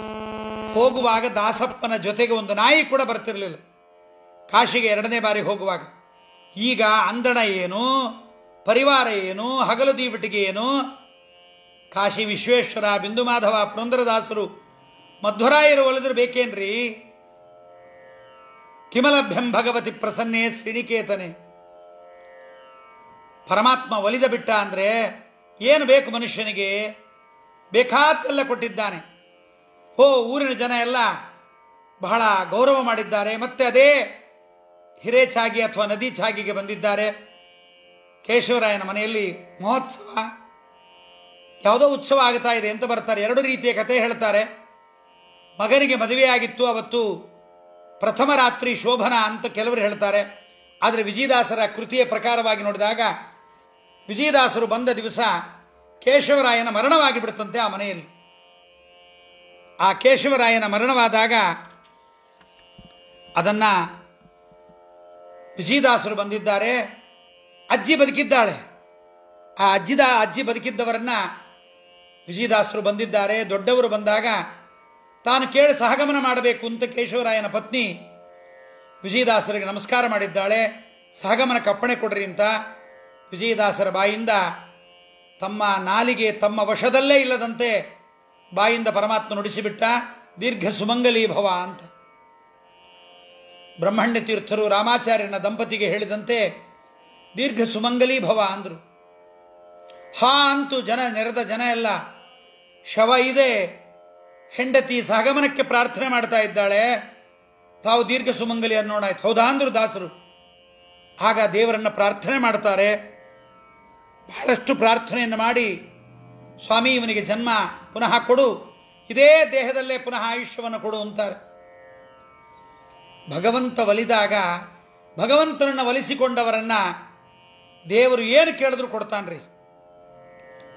ಅದಕ್ಕೆ ಪರಮಾತ್ಮ ಹೇಳ್ತಾನೆ, ಏ ದಾರಾಗಾರ ಪುತ್ರಾದೀನ್ ಪ್ರಾಣಾನ್ವಿತ್ತಂ, ಹೆಂಡತಿ ಮಕ್ಕಳನ್ನ, ತಮ್ಮ ದೇಹಾಭಿಮಾನವನ್ನ, ಧನ ಕನಕ ವಸ್ತು ವಾಹನಗಳನ್ನ, ಮನೆಮಠಗಳನ್ನು ಬಿಟ್ಟು ನನಗೋಸ್ಕರವಾಗಿ ಯಾರು ತಮ್ಮ ಜೀವನವನ್ನೇ ನಡೆಸ್ತಾರೋ ಕಥಂ ಸ್ಥಾನ್ ತೆಕ್ತು ಮುತ್ಸಹೇ ಅಂತಾನೆ ಪರಮಾತ್ಮ. ನಾನು ಹೇಗೆ ಬಿಡಲಿ ಅವರನ್ನ ಅಂತ. ಏನೂ ಬಿಡದೆ ಎಲ್ಲರ ಮಧ್ಯದಲ್ಲಿ ಬಿದ್ದಿರುವ ಅಲ್ಪರನ್ನೇ ಪರಮಾತ್ಮ ಉದ್ಧಾರ ಮಾಡುವಾಗ ಎಲ್ಲವನ್ನೂ ಬಿಟ್ಟು ಪರಮಾತ್ಮನ ಅನುಗ್ರಹ ಒಂದೇ ಬೇಕು ಎಂಬುದಾಗಿ ಮಾಮೈವಯೇ ಪ್ರಪದ್ಯಂತೆ ಮಾಯಾಮೇತಾಂತರಂತಿತೆ, ಪರಮಾತ್ಮನನ್ನೇ, ಅವನನ್ನೇ ಬಂಧು, ಅವನೇ ಆಶ್ರಯ, ಅವನೇ ಪರಾಯಣ ಅಂತ ನಿಂತವರನ್ನ ದೇವರು ಕೈ ಬಿಡ್ತಾನ. ತಥಾಸ್ತು ಅಂದ ಪರಮಾತ್ಮ. ವಿಜಯದಾಸರು ಕೇಳಿದರು, ಅಮ್ಮ ನಿನ್ನ ಆಯುಷ್ಯ ಕೊಡ್ತೀಯಾ ಅಂತ ಹೆಂಡತಿಯನ್ನು ಕೇಳಿದರು. ಕೊಡ್ತೀನಿ ಸ್ವಾಮಿ, ನನ್ನ ಆಯುಷ್ಯ ಎಷ್ಟಿದೆ ಹೇಳ್ರಿ ಎಂದು. ಅವಳ ಆಯುಷ್ಯವನ್ನು ನೋಡಿ ವಿಜಯದಾಸರು ಹೇಳಿದರು. ತಾಯಿ ಇದ್ಲಲ್ಲ ಕೇಶವರಾಯನ ತಾಯಿ, ಅವಳಂತಾಳೆ ನಾನು ಕೊಡ್ತೀನಿ ದಾಸರೇ. ದಾಸರು ಕೇಳ್ತಾರೆ, ಅವ್ವ ನಾನು ಯಾರು ಗೊತ್ತಾಯ್ತೇನೆ ಎಂದರು. ಅಯ್ಯೋ ಮಹಾಪ್ರಭುಗಳು ಸ್ವಾಮಿ ವಿಜಯರಾಯರು. ಅಲ್ಲೇ ಅವ್ವ, ನಿನ್ನ ಮಗನಿಗೂ ಹುಗ್ಗಿ ಉಳಿಸದೆ 1.5 ಸೇರು ಬೆಣ್ಣೆಯ ಸಹಿತವಾಗಿ ತಿಂದ ದಾಸಪ್ಪನೇ ನಾನು ಅಂದರು. ಹಾ ಅಂದ್ಲು ತಾಯಿ, ಕೇಶವರಾಯನ ತಾಯಿ. ತಾವೇ ಅವರು, ಅಯ್ಯೋ ನಿಮಗೆ ಅವಮಾನ ಮಾಡಿದ್ನಲ್ಲ ಅವತ್ತು, ತಾಯಿ ಇಲ್ಲ, ನೀನು ಹಾಕಿದ ಆ ಹುಗ್ಗಿಯೇ ಪುನಃ ಇಲ್ಲಿ ತನಕ ಕರ್ಕೊಂಡು ಬಂತು ಅಂದರು. ಹುಗ್ಗಿಯ ಋಣ ತೀರಿಸಲಿಕ್ಕೆ ಬಂದಿದ್ದೀನಿ ಎಂದಿದ್ದಾರೆ. ಅನೇಕ ಜನರ ಆಯುಷ್ಯವನ್ನು ಒಗ್ಗೂಡಿಸಿ ಪರಮಾತ್ಮನ ಅನುಗ್ರಹದಿಂದ ವಿಜಯದಾಸರು ಆತನಿಗೆ ಆಯುಷ್ಯವನ್ನು ಒದಗಿಸಿಕೊಟ್ಟಿದ್ದಾರೆ. ಇಂದಿಗೂ ಕೂಡ ಮರಣಶೈಲಿದ್ದವರಿಗೆ ವಿಜಯದಾಸರ ಆ ಸುಳಾದಿ 6-7 ಸುಳಾದಿಗಳಿದೆ. ಅವರ ಹೆಂಡತಿಗೆ ಜ್ವರ ಬಂದಾಗ ವಿಜಯದಾಸರು ಈ ರೀತಿಯಾಗಿ ದೇವರನ್ನ ಒಲಿಸಿಕೊಂಡು ಪರಮಾತ್ಮನ ಅನುಗ್ರಹವಾದ ಮೇಲೆ ತಮಗಾಗಿ ದೇವರನ್ನು ಏನೂ ಬೇಡಿದ್ದಿಲ್ಲ ವಿಜಯದಾಸರು, ಪರರಿಗಾಗಿ ಎಲ್ಲವನ್ನ ಬೇಡಿದ್ದಾರೆ. ಮಗ ಸತ್ತಾಗ ಮಗನ ಪ್ರಾಣವನ್ನು ಉಳಿಸುವಂತ ಕೇಳಲಿಲ್ಲ ವಿಜಯದಾಸರು. ಶೇಷಗಿರಿರಾಯ ಸತ್ತೋದಾಗ ಮಗನಿಗನ್ನ ಉಳಿಸುವಂತ ಕೇಳಲಿಲ್ಲ. ತೀರ್ಥ ಸ್ವಾಮಿ ನನ್ನ ಇವನ ಬಂಧ ಅಂದುಬಿಟ್ರೆ ಹೊರತು ನನ್ನ ಮಗನನ್ನು ಉಳಿಸುವಂತ ಕೇಶವರಾಯನನ್ನು ಉಳಿಸಿದ ಸ್ವಾಮಿ ಶೇಷಗಿರಿಯನ್ನು ಉಳಿಸ್ತಿರಲಿಲ್ವೇ? ಕೇಳಲಿಲ್ಲ ವಿಜಯದಾಸರು. ತಮ್ಮದಲ್ಲದೆ ಇದ್ದ ಮಗು ಸಿಕ್ಕಾಗ ಆ ಮಗುವಿಗೆ ಆಶೀರ್ವಾದವನ್ನು ಮಾಡಿ, ಕಜ್ಜಿಯ ಮಗುವನ್ನೆತ್ತಿ ಆಶೀರ್ವಾದವನ್ನು ಮಾಡಿದ ಮಹನೀಯರು. ಇದೆಲ್ಲ ಸಜ್ಜನರ ಸಹಜವಾದ ಗುಣ. ಅಂಥ ವಿಜಯದಾಸರು ಇಂಥ ಒಂದು ಶ್ರೇಷ್ಠವಾದ ಅನುಗ್ರಹವನ್ನು ಮಾಡಿದ್ದಾರೆ. ಪುರಂದರದಾಸರೇ ನಾರದರ ಅವತಾರಿಗಳಾದ್ದರಿಂದ ಅವರ ಅನುಗ್ರಹಕ್ಕೆ ಪಾತ್ರರಾಗಿದ್ದಾರೆ. ಅವರ ಸ್ತೋತ್ರವನ್ನು ಮಾಡ್ತಾ ಅಂತಾರೆ, ಗುರು ಪುರಂದರ ದಾಸರೇ ನಿಮ್ಮ ಚರಣ ಸರಸಿಜ ನಂಬಿದೆ, ಗರುವರಹಿತನ ಮಾಡಿ ಅನ್ನನು ಪೊರವ ಭಾರವು ನಿಮ್ಮದೇ, ಮಾರಜನಕನ ಸನ್ನಿಧಾನದಿ ಸಾರಗಾಯನ ಮಾಡುವ, ನಾರದರ ಈ ರೂಪದಿಂದಲಿ ಚಾರು ದರ್ಶನ ತೋರಿದ, ಗುರು ಪುರಂದರ ದಾಸರೇ ನಿಮ್ಮ ಚರಣ ಕಮಲವ ನಂಬಿದೆ. ಅಂತ ಪುರಂದರದಾಸರು ವಿಜಯದಾಸರಿಗೆ ಬಹಳಷ್ಟು ಸಂಬಂಧ ಇದೆ ಎನ್ನತ್ತೆ ದಾಸರಾಯರ ಪರಂಪರೆಗಳ ಮಾತುಗಳು. ಇದೇ ವಿಜಯದಾಸರೇ ಹಿಂದಿನ ಜನ್ಮದಲ್ಲಿ ಮಧ್ವಪತಿಗಳಾಗಿ ಪುರಂದರದಾಸರ ಮನೆಯಲ್ಲಿ ಕರುವಾಗಿ ಹೀಗೆಲ್ಲ ಹುಟ್ಟಿದ್ರು ಅನ್ನುವ ಕಥೆಯನ್ನ ಸಂಪ್ರದಾಯದ ಮಾತಿನಲ್ಲಿ ಅನೇಕ ಕೃತಿಗಳಲ್ಲೂ ಕೂಡ ನಾವು ನೋಡ್ತಾ ಇದ್ದೇವೆ. ಅಂಥ ದಾಸಪ್ಪ ತಾವು ವಿಜಯದಾಸರ ಆದ ಕೂಡಲೇ, ವಿಜಯ ವಿಠಲ ಅಂತ ಅಂಕಿತ ಬಂದ ಕೂಡಲೇ ಅವರಿಗೇನು ಬಡತನ ಹೋಗಲಿಲ್ಲ, ಶ್ರೀಮಂತಿಕೆ ಬರಲಿಲ್ಲ. ಅದು ಹಾಗೇ ಇತ್ತು, ಅವರು ಅದಕ್ಕೆ ದುಃಖ ಪಡಲೇ ಇಲ್ಲ. ದಾಸರೇ ಒಂದು ಕಡೆ ಅಂತಾರೆ, ದೇವರ ಸೇವೆ ಮಾಡಿದೀವಿ, ದೇವರ ಅನುಗ್ರಹ ಮಾಡಿದ ಅಂದ ಕೂಡಲೇ ಇದೆಲ್ಲ ಬೇಕು ಅಂತ ಅನ್ನಬಾರದು. ದೇವರನ್ನ ಕೇಳ್ತಾರೆ. ಒಮ್ಮೆ ತಮಕ್ಕಿಂತ ಬಡವರನ್ನ, ಬಡತನವನ್ನು ಅನುಭವಿಸುವವರನ್ನು ನೋಡಿ ಅಂಥವರನ್ನ ಪರಮಾತ್ಮ ಯಾಕೆ ಹುಟ್ಟಿಸಿದ ಅಂತ ಸಹಾನುಭೂತಿಯಿಂದ ದೇವರನ್ನ ಪ್ರಶ್ನೆ ಮಾಡ್ತಾರೆ ವಿಜಯದಾಸರು. ಯಾಕೆ ಪುಟ್ಟಿಸಿದಿಯನ್ನು ಎಲೊಹರಿಯ ಲೋಕದೊಳಗನುಗಾಲ ತಿರಿದು ತಿಂಬುವಂತೆ ಮಾಡಿ. ಯಾಕೆ ಹುಟ್ಟಿಸಿದಿ ಸ್ವಾಮಿ ನಮ್ಮನ್ನ? ತಿರಿದು ತಿಂಬುವಂತೆ ಮಾಡಿಬಿಟ್ಟಲ್ಲ. ಕೊಡಲಿಗಾಗೊಬ್ಬನ ಸಂಗಡ ಹೋಗಲು ಕೊಡುವವನು ಇಲ್ಲೆಂದು ಪರಿಹರಿಸುವ. ಯಾರ್ದಾರ ಜೊತೆಗೆ ಹೋದರೆ ಏನಾರು ಕೊಡ್ತಾರೆ ಅಂದರೆ ಕೊಡೋರಿಲ್ರಿ, ಅವ್ರು ಬಂದಿಲ್ಲ ಅಂದ್ಬಿಡ್ತಾರೆ. ಸುಡು ಈ ಶರೀರವ ಬಳಲಲಾರೆನೋ ವಿಷದ ಮಡುವನಾದರೂ ಧುಮುಕಿ ಮರಣನಾಗುವೆ ರಂಗ. ಯಾಕೆ ಪುಟ್ಟಿಸಿದಿ ಇನ್ನು ಎಲೋ ಹರಿಯೇ. ಸಹಾನುಭೂತಿಯಿಂದ ಮಾತಾಡ್ತಾರೆ. ಪ್ರತಿದಿನವ ಅನ್ನ ಕೊಡುವವನ ಬಾಗಿಲಿಗೋಗೆ ಹತನಾಗುವನು ಎನ್ನ ನೋಡುತ್ತಲೇ ಛೀ ಅಂತ. ಯಾರ್ದಾರ ಮನೆಗೆ ಹೋದರೆ, ಯಾರು ಪ್ರತಿನಿತ್ಯ ಅನ್ನ ಕೊಟ್ಟವನ ಮನೆಗೆ ಹೋದರೆ ಛೀ ಸಾಯಲಿಲ್ವ ನೀನು ಅಂತಾರೆ. ಕ್ಷಿತಿಯೊಳಗೆ ಈ ಪರಿ ಬದುಕಿರುವುದಕ್ಕಿಂತ ಹತವಾಗಬಹುದು ಅಂಬಿನ ಮೊನೆಗೆ ಬಿದ್ದು ರಂಗ. ಬಿಲ್ಲಿನ ಕೊನೆಗೆ ದೇಹವನ್ನು ಕೊಟ್ಟು ಸತ್ತು ಬಿಡಬಹುದು ಸ್ವಾಮಿ. ಈ ರೀತಿ ದಾರಿದ್ರ್ಯದಿಂದ ತಿರಿದು ತಿಂಬುವಂತೆ ಮಾಡ್ತೀಯಲ್ಲ ಜನರನ್ನ ಸ್ವಾಮಿ, ಇದು ಉಚಿತವೇ? ಎಲ್ಲಿ ಬೇಡಿದರಿಲ್ಲವೆಂಬೋ, ಎಲ್ಲಿ ಹೋಗಿ. ಅದಕ್ಕೆ ದಾಸರೇ ಮುಂದೆ ಅಂತಾರೆ, ನೀಚೋಚ್ಚ ತಿಳಿಯದೆ ಸರ್ವಾರ ಚರಣಕ್ಕೆ ಚಾಚಿದೆ ನೊಸಲ ಹಸ್ತಗಳ.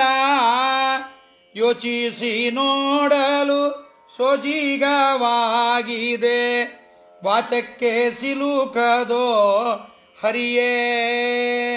ನಿನ್ನ ಒಲುಮೆಯಿಂದ ನಿಖಿಲ ಜನರು ಬಂದು ಮನ್ನಿಸುವರೋ ಮಹಾರಾಯ ಮಹಾರಾಯ ಮಹಾರಾಯ. ನೀಚೋಚ್ಚ ತಿಳಿಯದೆ ಯಾರು ದೊಡ್ಡವರು ಯಾರು ಸಣ್ಣವರು, ಇವರಿಗೆ ನಮಸ್ಕಾರ ಮಾಡಬಹುದಾ ಇವರಿಗೆ ಮಾಡಬಾರದಾ, ಇವರು ಕೊಡ್ತಾರಾ ಇವರು ಕೊಡಲ್ವಾ, ಏನಿಲ್ಲ. ಎಲ್ಲರ ಕಾಲಿಗೆ ಬಿದ್ದು ಬೇಡಿಕೊಂಡೆ ಏನಾರ ಕೊಡ್ತಾರ ಅಂತ. ಇಲ್ಲಲ್ಲ ಸ್ವಾಮಿ. ಎಲ್ಲಿ ಬೇಡಿದರಿಲ್ಲವೆಂಬೋ ಸೊಲ್ಲಲ್ಲದೆ ಒಲ್ಲೆನೋ ಸಾಕಿ ನರ ಜನ್ಮವ. ನಿಜ, ಜ್ಞಾನ ಇರಬಹುದು, ಭಕ್ತಿ ಇರಬಹುದು, ವೈರಾಗ್ಯ ಇರಬಹುದು, ಬದುಕಲಿಕ್ಕೆ ಒಂದು ತುತ್ತ ಅನ್ನ ಬೇಕೇ ಬೇಕಲ್ವಾ, ಒಂದು ಸೂರು ಬೇಕಲ್ವಾ ಬದುಕಲಿಕ್ಕೆ. ಅದಿಲ್ಲದೆ ಇದ್ರೆ ಏನು ಜ್ಞಾನ ಇದ್ದೇನು, ಏನು ಭಕ್ತಿ ಇದ್ದೇನು. ತಾವು ಜೀವನ ನಿರ್ವಹಣೆ ಮಾಡ್ತಾರೆ, ಸಾಮಾನ್ಯರಿಗೆ ಅದನ್ನು ನಿರ್ವಹಣೆ ಮಾಡಲಿಕ್ಕಾಗಲ್ಲ. ದೇವರ ಮೇಲೆ ನಂಬಿಕೆ ಇದ್ದ ಮೇಲೆ, ದೇವರಲ್ಲಿ ಭಕ್ತಿ ಇದ್ದ ಮೇಲೆ, ಸಂಸಾರದಲ್ಲಿ ವೈರಾಗ್ಯ ಇದ್ದ ಮೇಲೆ ಬದುಕಬಹುದು. ಆದರೆ ಅದೇನೂ ಇಲ್ಲದೆ ಇದ್ದವರ ಪರಿಸ್ಥಿತಿಯನ್ನು ನೋಡಿ ಸಹಾನುಭೂತಿಯಿಂದ ದಾಸರಂತಾರೆ, ಬಲ್ಲಿದ ಬಲ್ಲೈದ ಅರಿಸಾರ ಸಿರಿ ವಿಜಯ ವಿಠಲ ನಿನ್ನಲ್ಲಿ ದೂತರ ಸಂಘದಲ್ಲಿ ಸುಖ ಬಡಿಸೋ ಸ್ವಾಮಿ, ಅನುಗ್ರಹವನ್ನು ಮಾಡು ಅಂತಾರೆ. ದಾಸರೇ ಒಂದು ಕಡೆ ಅಂತಾರೆ, ಇರಬಾರದು ಬಡವ ಜಗತ್ತಿನೊಳಗೆ ಪರದೇಶಿ ಮಾನವಗೆ ದಿಕ್ಕು ಮತ್ತಾವುದೋ. ಆದ್ದರಿಂದ ಶ್ರೀಮಂತರು ಜನ ಇವೆಲ್ಲ ಆಗಿಬಿಡ್ತಾರೆ. ಕೊನೆಗೆ ದಾಸರೇ ಅಂತಾರೆ, ಸರಿ ದಾರಿದ್ರ್ಯ ಇದ್ದೇ ಇತ್ತು, ಅದಕ್ಕೇನು ಕಡಿಮೆ ಇಲ್ಲ.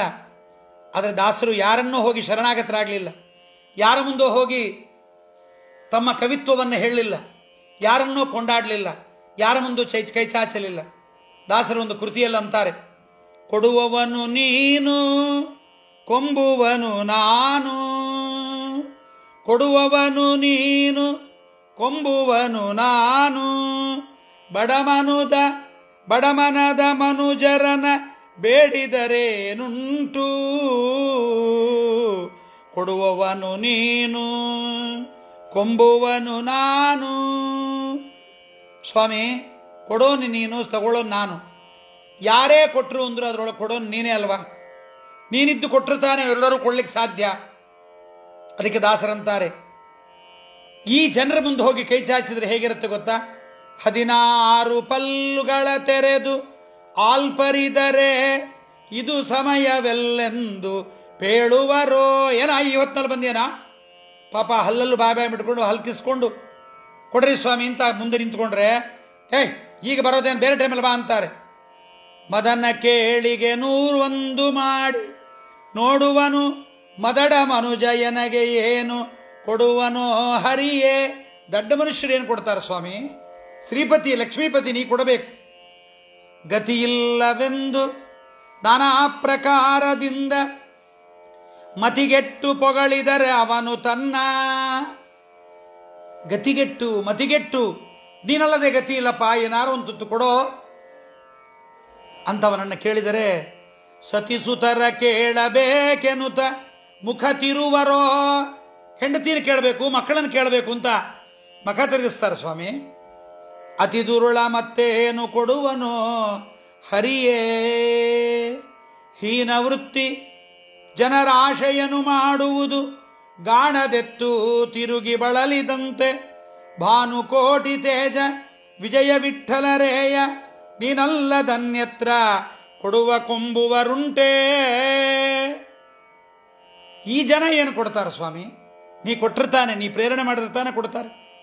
ಆದ್ದರಿಂದ ಅದಕ್ಕೆ ದಾಸರಾಯರು ಪ್ರಾಪಂಚಿಕ ಜೀವನದಲ್ಲಿ ಏನೇ ಕಷ್ಟ ಬಂದರೂ ಅದನ್ನು ಕಡೆಗಣಿಸಿ ಪರಮಾತ್ಮನ ದರ್ಶನದ ಸುಖವೇ ದೊಡ್ಡ ಸುಖ ಎಂಬುದಾಗಿ ಹೇಳ್ತಾ, ಆ ಪರಮಾತ್ಮನ ದರ್ಶನವಾಗುವುದು ಮಾನವ ಜನ್ಮದಲ್ಲಿ ಮಾತ್ರವಾದ್ದರಿಂದ ಜನ ಏನೇ ಅನ್ನಲಿ, ಏನೇ ಬೈಲಿ, ಏನೇ ದಾರಿದ್ರ್ಯ ಇರಲಿ, ಆರಾದರೂ ಛೀ ಎನ್ನಲಿ, ಆರಾದರೂ ಥೂ ಎನ್ನಲಿ, ಆರಾದರೂ ಹಳಿಯಲಿ, ಆರಾದರೂ ಮುಳಿಯಲಿ, ಆರಾದರೂ ಬೈಯಲಿ, ಆರಾದರೂ ನಿಂದಿಸಲಿ, ಆರಾದರೂ ಪೇಕ್ಷಿಸಲಿ, ಆರಾದರೂ ಆಡಿಕೊಳ್ಳಲಿ, ಪ್ರೇರಕ ನೀನೆನಗೆ ವಿಜಯ ವಿಠಲರೇಯ. ಸ್ವಾಮಿ ನೀನು ಪ್ರೇರಕ, ನಾನು ಸೇವಕ, ನಾನು ನಿನ್ನ ಸೇವಕ, ಏನಾದರೂ ಬರಲಿ ನಿನ್ನ ಬಿಡುವನೆ ರಂಗ ಅಂತ ಪ್ರತಿಜ್ಞೆ ಮಾಡಿದ್ದಾರೆ.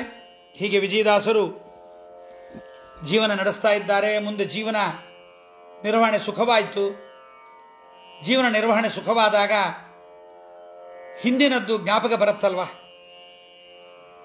ದೊಡ್ಡ ಮನೆ ಕಟ್ಟಿರ್ತಾನೆ, 100x100. ಆ ಮನೆ ಗೃಹ ಪ್ರವೇಶ ಮಾಡಿದಾಗ ಜನ ಎಲ್ಲ ಬಂದಂತಾರೆ, ಎಂಥ ಮನೆ ಎಂಥ ಮನೆ. ಬಂದವರಿಗೆ ಹೇಳ್ತಾನೆ, ಎಂಥ ಗುಡಿಸಲಿದ್ವಿ ಗೊತ್ತಾ, ಯಾವುದೋ ಫುಟ್ಪಾತಲ್ಲಿ ಮಲಗ್ತಾ ಇದ್ವಿ ಗೊತ್ತಾ, ಯಾವುದೋ ರೈಲ್ವೆ ಸ್ಟೇಷನ್ ಬಸ್ ಸ್ಟ್ಯಾಂಡಲ್ಲಿ ಮಲಗ್ತಾ ಇದ್ವಿ, ತುಂಬ ಕಷ್ಟಪಟ್ಟು ಮೇಲೆ ಬಂದ್ವಿ ಅಂತಲೇ ಅಂತಾರೆ. ಈಗಿರೋ ಸುಖ ಅನುಭವಿಸಬಾರ್ದೆ? ವಿಜಯದಾಸರು ಸಾಮಾನ್ಯ ಜನರಂತೆ ತಮ್ಮ ಪೂರ್ವದ ದುಃಖವನ್ನು ಹೇಳಿಕೊಂಡರು ಅಂತ ಅನಿಸುವ ಒಂದು ಕೃತಿಯನ್ನು ವಿಜಯದಾಸರು ಮಾಡಿದ್ದಾರೆ. ಅದಕ್ಕೆ ಒಂದು ಮೇಲಿನ ಅರ್ಥ ಹಾಗೆ, ಅವರು ಬರೆದಂತೆ ಒಂದು ಅರ್ಥ, ಆದರೆ ಅಂತರಾರ್ಥ ವಿಜಯದಾಸರಂಥವರು ಜೀವನದಲ್ಲಾದ ದುಃಖವನ್ನು, ಇದು ಬಹಳ ದುಃಖ ಬರಬಾರದಾಗಿತ್ತು ಅಂತ ಅದಕ್ಕಾಗಿ ಮನಸ್ಸಿನಲ್ಲಿ ಹಪಹಪಿಸಿದವರಲ್ಲ. ಮತ್ತು ಹಾಗಾದ್ರೆ ವಿಜಯದಾಸರ ಈ ಒಂದು ದೇವರ ನಾಮಕ್ಕೆ ಈ ಕೃತಿಗೆ ಏನರ್ಥ ನೋಡೋಣ. ಮೇಲಿನ ಅರ್ಥ ಮಾತ್ರ ನೋಡೋಣ.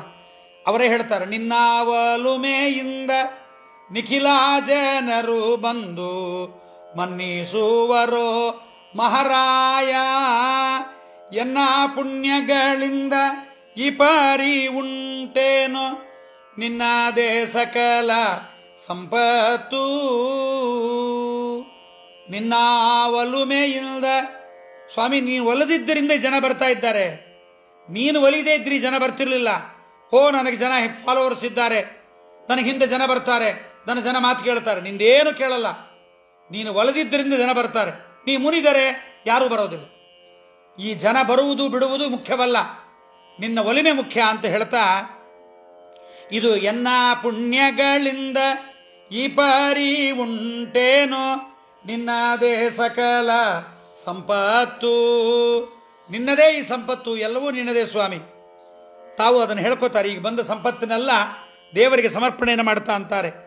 ಒಬ್ಬ ಹೆಂಗಸಿಗೆ ಹೊಟ್ಟೆಗೆ ಹಾಕುವುದಕ್ಕೆ ತಬ್ಬಿಬ್ಬುಗೊಂಡೇನೋ ಹಿಂದೆ, ನಿಬ್ಬರದಿಂದಲಿ ಸರ್ವಾರ ಕೂಡುಂಬೋ ಹಬ್ಬವ ನುಣಿಸುವಿ ಹರಿಯೇ. ಒಬ್ಬ ಹೆಂಡತಿಗೆ ಅನ್ನ ಹಾಕದೆ ಓಡ್ ಹೋಗಿಬಿಟ್ಟೆ ಸ್ವಾಮಿ.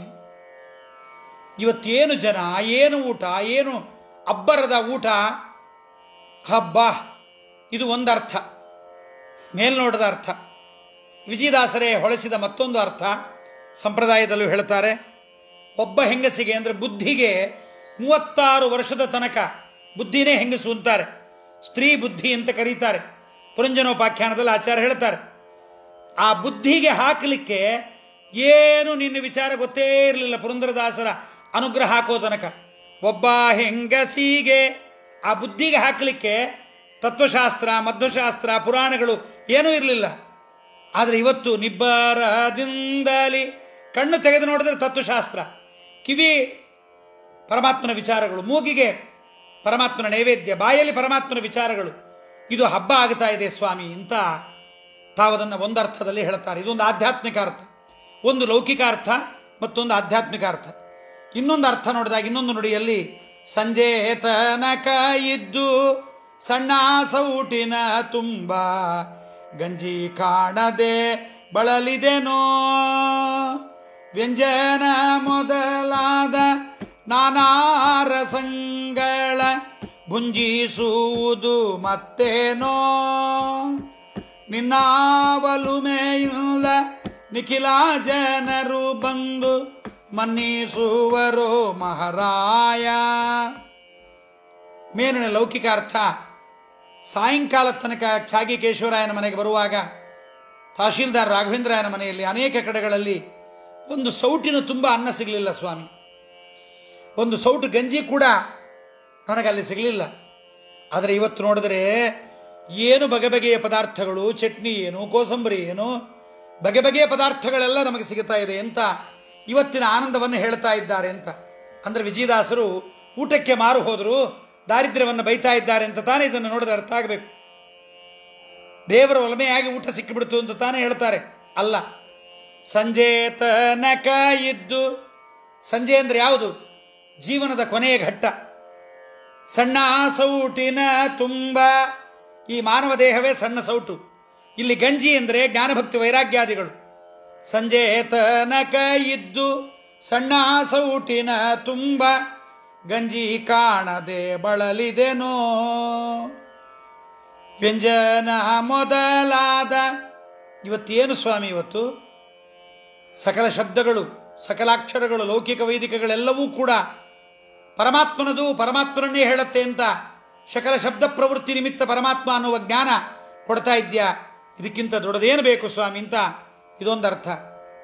ಇನ್ನೊಂದು ಕೃತಿಯಲ್ಲಿ, ಅದೇ ಕೃತಿಯಲ್ಲೇ ಮುಂದಿನ ನುಡಿಯಲ್ಲಿ ಹೇಳ್ತಾರೆ, ಜೀರ್ಣಾಮಲಿನ ವಸ್ತ್ರ ಕಾಣದ ನರನಿಗೆ ಊರ್ಣ ವಿಚಿತ್ರ ಸುವಸನ, ವರ್ಣ ವರ್ಣದಿಂದ ಬಾಗೋದೇನೋ ಸಂಪೂರ್ಣ ಗುಣಾರ್ಣವ ದೇವಾ, ನಿನ್ನ ಒಲುಮೆಯಿಂದ. ಬಟ್ಟೆ ಇರಲಿಲ್ಲ ಮೈ ಮೇಲೆ, ಹರಕಲ ಬಟ್ಟೆ, ಇದ್ದ ಬಟ್ಟೆಯನ್ನು ಕದ್ದುಕೊಂಡು ಹೋದರು. ಜೀರ್ಣ, ಹರಕಲ ಬಟ್ಟೆ, ಒಣಗಿದ ಬಟ್ಟೆ, ಕೊಳಕು ಬಟ್ಟೆ, ಇಂಥದ್ದೆಲ್ಲವೂ ಸಹಿತ ಜೀರ್ಣ ಮಲಿನ ವಸ್ತ್ರ ಕಾಣದ ಮನರನಿಗೆ. ಇವತ್ತೇನು ರೇಷ್ಮೆ ವಸ್ತ್ರಗಳೇನು, ಬೇಕಾದ್ದೇನು. ವಿಜಯರಾಯರ ಗೋಪಾಲದಾಸರ ಜೀವನ ಚರಿತ್ರೆಯಲ್ಲಿ ಒಂದು ಮಾತು ಹೇಳ್ತಾರೆ. ಗೋಪಾಲದಾಸರು ವಿಜಯದಾಸರಿಗೆ ಭಾಗಣ್ಣ ಶಿಷ್ಯರಾದ ಮೇಲೆ ಗೋಪಾಲ ವಿಠಲ ಅಂಕಿತವನ್ನು ಮಂಗರಾಯನ ಸನ್ನಿಧಾನದ ಆದವಾನಿಯಲ್ಲಿ ಕೊಟ್ಟಾಗ ವಿಜಯದಾಸರಿಗೆ ಬಂದ ಎಲ್ಲ ಬಗೆ ಬಗೆಯಾದ ವಸ್ತ್ರಗಳನ್ನು, ವೈಭೋಗಗಳನ್ನು ಗೋಪಾಲದಾಸರು ಅನುಭವಿಸಬೇಕಂತ. ಹೊರಗೆ ಬಂದಾಗ ಗೋಪಾಲದಾಸರು ತಲೆಗೆ ದೊಡ್ಡ ಮುಂಡಾಸು, ಮೈ ಮೇಲೆ ಭಾರಿ ವಸ್ತ್ರಗಳನ್ನು ಉಟ್ಟುಕೊಂಡು ಅವರು ಬರಬೇಕಂತ. ನಮ್ಮ ವಿಜಯದಾಸರು ಸಾಮಾನ್ಯವಾದ ತುಂಡು ಪಂಚೆ, ಅವರ ತಂಬೂರಿ, ಕಾಲಿಗೆ ಗೆಜ್ಜೆ, ಪೇಟ ಸುತ್ತಕೊಂಡು ಅವರು ಬರಬೇಕು. ವಿಜಯದಾಸರು ಸಾಮಾನ್ಯವಾಗಿ ಯಾರು ದೊಡ್ಡವರು ಬಂದರು ಅಂದರೆ AC ಕಾರ್ ನೋಡ್ತೀವಿ, BMW ಕಾರ್ ನೋಡ್ತೀವಿ. ನಡ್ಕೊಂಬರೋರನ್ನ ಯಾರೂ ನೋಡಲ್ಲ. ಕಾಲ ಹಾಗೆ ಬದಲಾವಣೆ ಆಗಿದೆ. ದೊಡ್ಡವರು, ವೈರಾಗ್ಯವಂತ ಪುರುಷರು ಅಂತ ಹೇಳೋರೆಲ್ಲ ಭಾಳ ಜೀವನದ ಬಡ್ಡ ಸುಖಭೋಗದ ತುದಿಯಲ್ಲಿರ್ತಾರೆ. ಅವರಿಗೆ ವೈರಾಗ್ಯದ ಜೀವನ ಅಂತ ಇವತ್ತಿನ ಜಗತ್ತು ಹೇಳುತ್ತೆ. ಬಂಗಾರ ಹೆಚ್ಚಿಗೆ ಇದ್ದರೆ, ಬೆಳ್ಳಿ ಹೆಚ್ಚಿಗೆ ಇದ್ದರೆ, ಜನರ ಮಧ್ಯದಲ್ಲಿದ್ದರೆ, ತುಂಬ ರಾಜಕೀಯ ಮಾಡ್ತಾ ಇದ್ದರೆ ಅವರನ್ನೇ ಬಹಳ ದೊಡ್ಡವರು ಅಂತಾರೆ. ಎಲ್ಲ ಬಿಟ್ಟು ದೂರದಲ್ಲಿದ್ದವರನ್ನ ಏನು ಕೆಲಸಕ್ಕೆ ಬಾರದೇ ಇದ್ದವನು ಅಂತಂತಾರೆ. ಆದ್ದರಿಂದ ಇಲ್ಲಿಯೂ ಕೂಡ ನಾವು ಗಮನಿಸಬೇಕು. ವಿಜಯದಾಸರು ಹಾಗೆ ಓಡಾಡ್ತಾ ಇದ್ದದ್ದನ್ನು ನೋಡಿ ಗೋಪಾಲದಾಸರು ಬಂದು ಕೂಡಲೇ ಇವರೇ ವಿಜಯದಾಸರು ಅಂತಿದ್ರಂತೆ, ಪರಿಚಯ ಇಲ್ಲದಿದ್ದು. ಆಗ ವಿಜಯದಾಸರು ಅಂತ ನಮಸ್ಕಾರ ಮಾಡಿದರೆ ನಮ್ಮ ಗೋಪಾಲದಾಸರು ಅನ್ಬೇಕಂತೆ, ಇದು ವಿಜಯದಾಸರ ಉತ್ಸವ ಮೂರ್ತಿ, ಮೂಲ ಪ್ರತಿಮೆ ಹಿಂದೆ ಬರ್ತಾ ಇದೆ ಅಂತ ಅನ್ಬೇಕಂತೆ. ಆದ್ದರಿಂದ ಒಂದು ವಸ್ತ್ರ ಇರಲಿಲ್ಲ, ಏನಿರಲಿಲ್ಲ, ದುಃಖ ಪಡ್ತಾ ಇದ್ದೆ ಅಂತ ಒಂದರ್ಥ. ಇವತ್ತೇನು ಗೊತ್ತಾ, ಈ ಅಲೌಕಿಕವಾದ ಆಧ್ಯಾತ್ಮಿಕ ಅರ್ಥದ ಕಡೆಗೆ ಹೋದರೆ, ಜೀರ್ಣ ಮಲಿನ ವಸ್ತ್ರ ಕಾಣದ ಮನುಜನಿಗೆ. ವಸ್ತ್ರ ಅಂದರೆ ದೇಹ.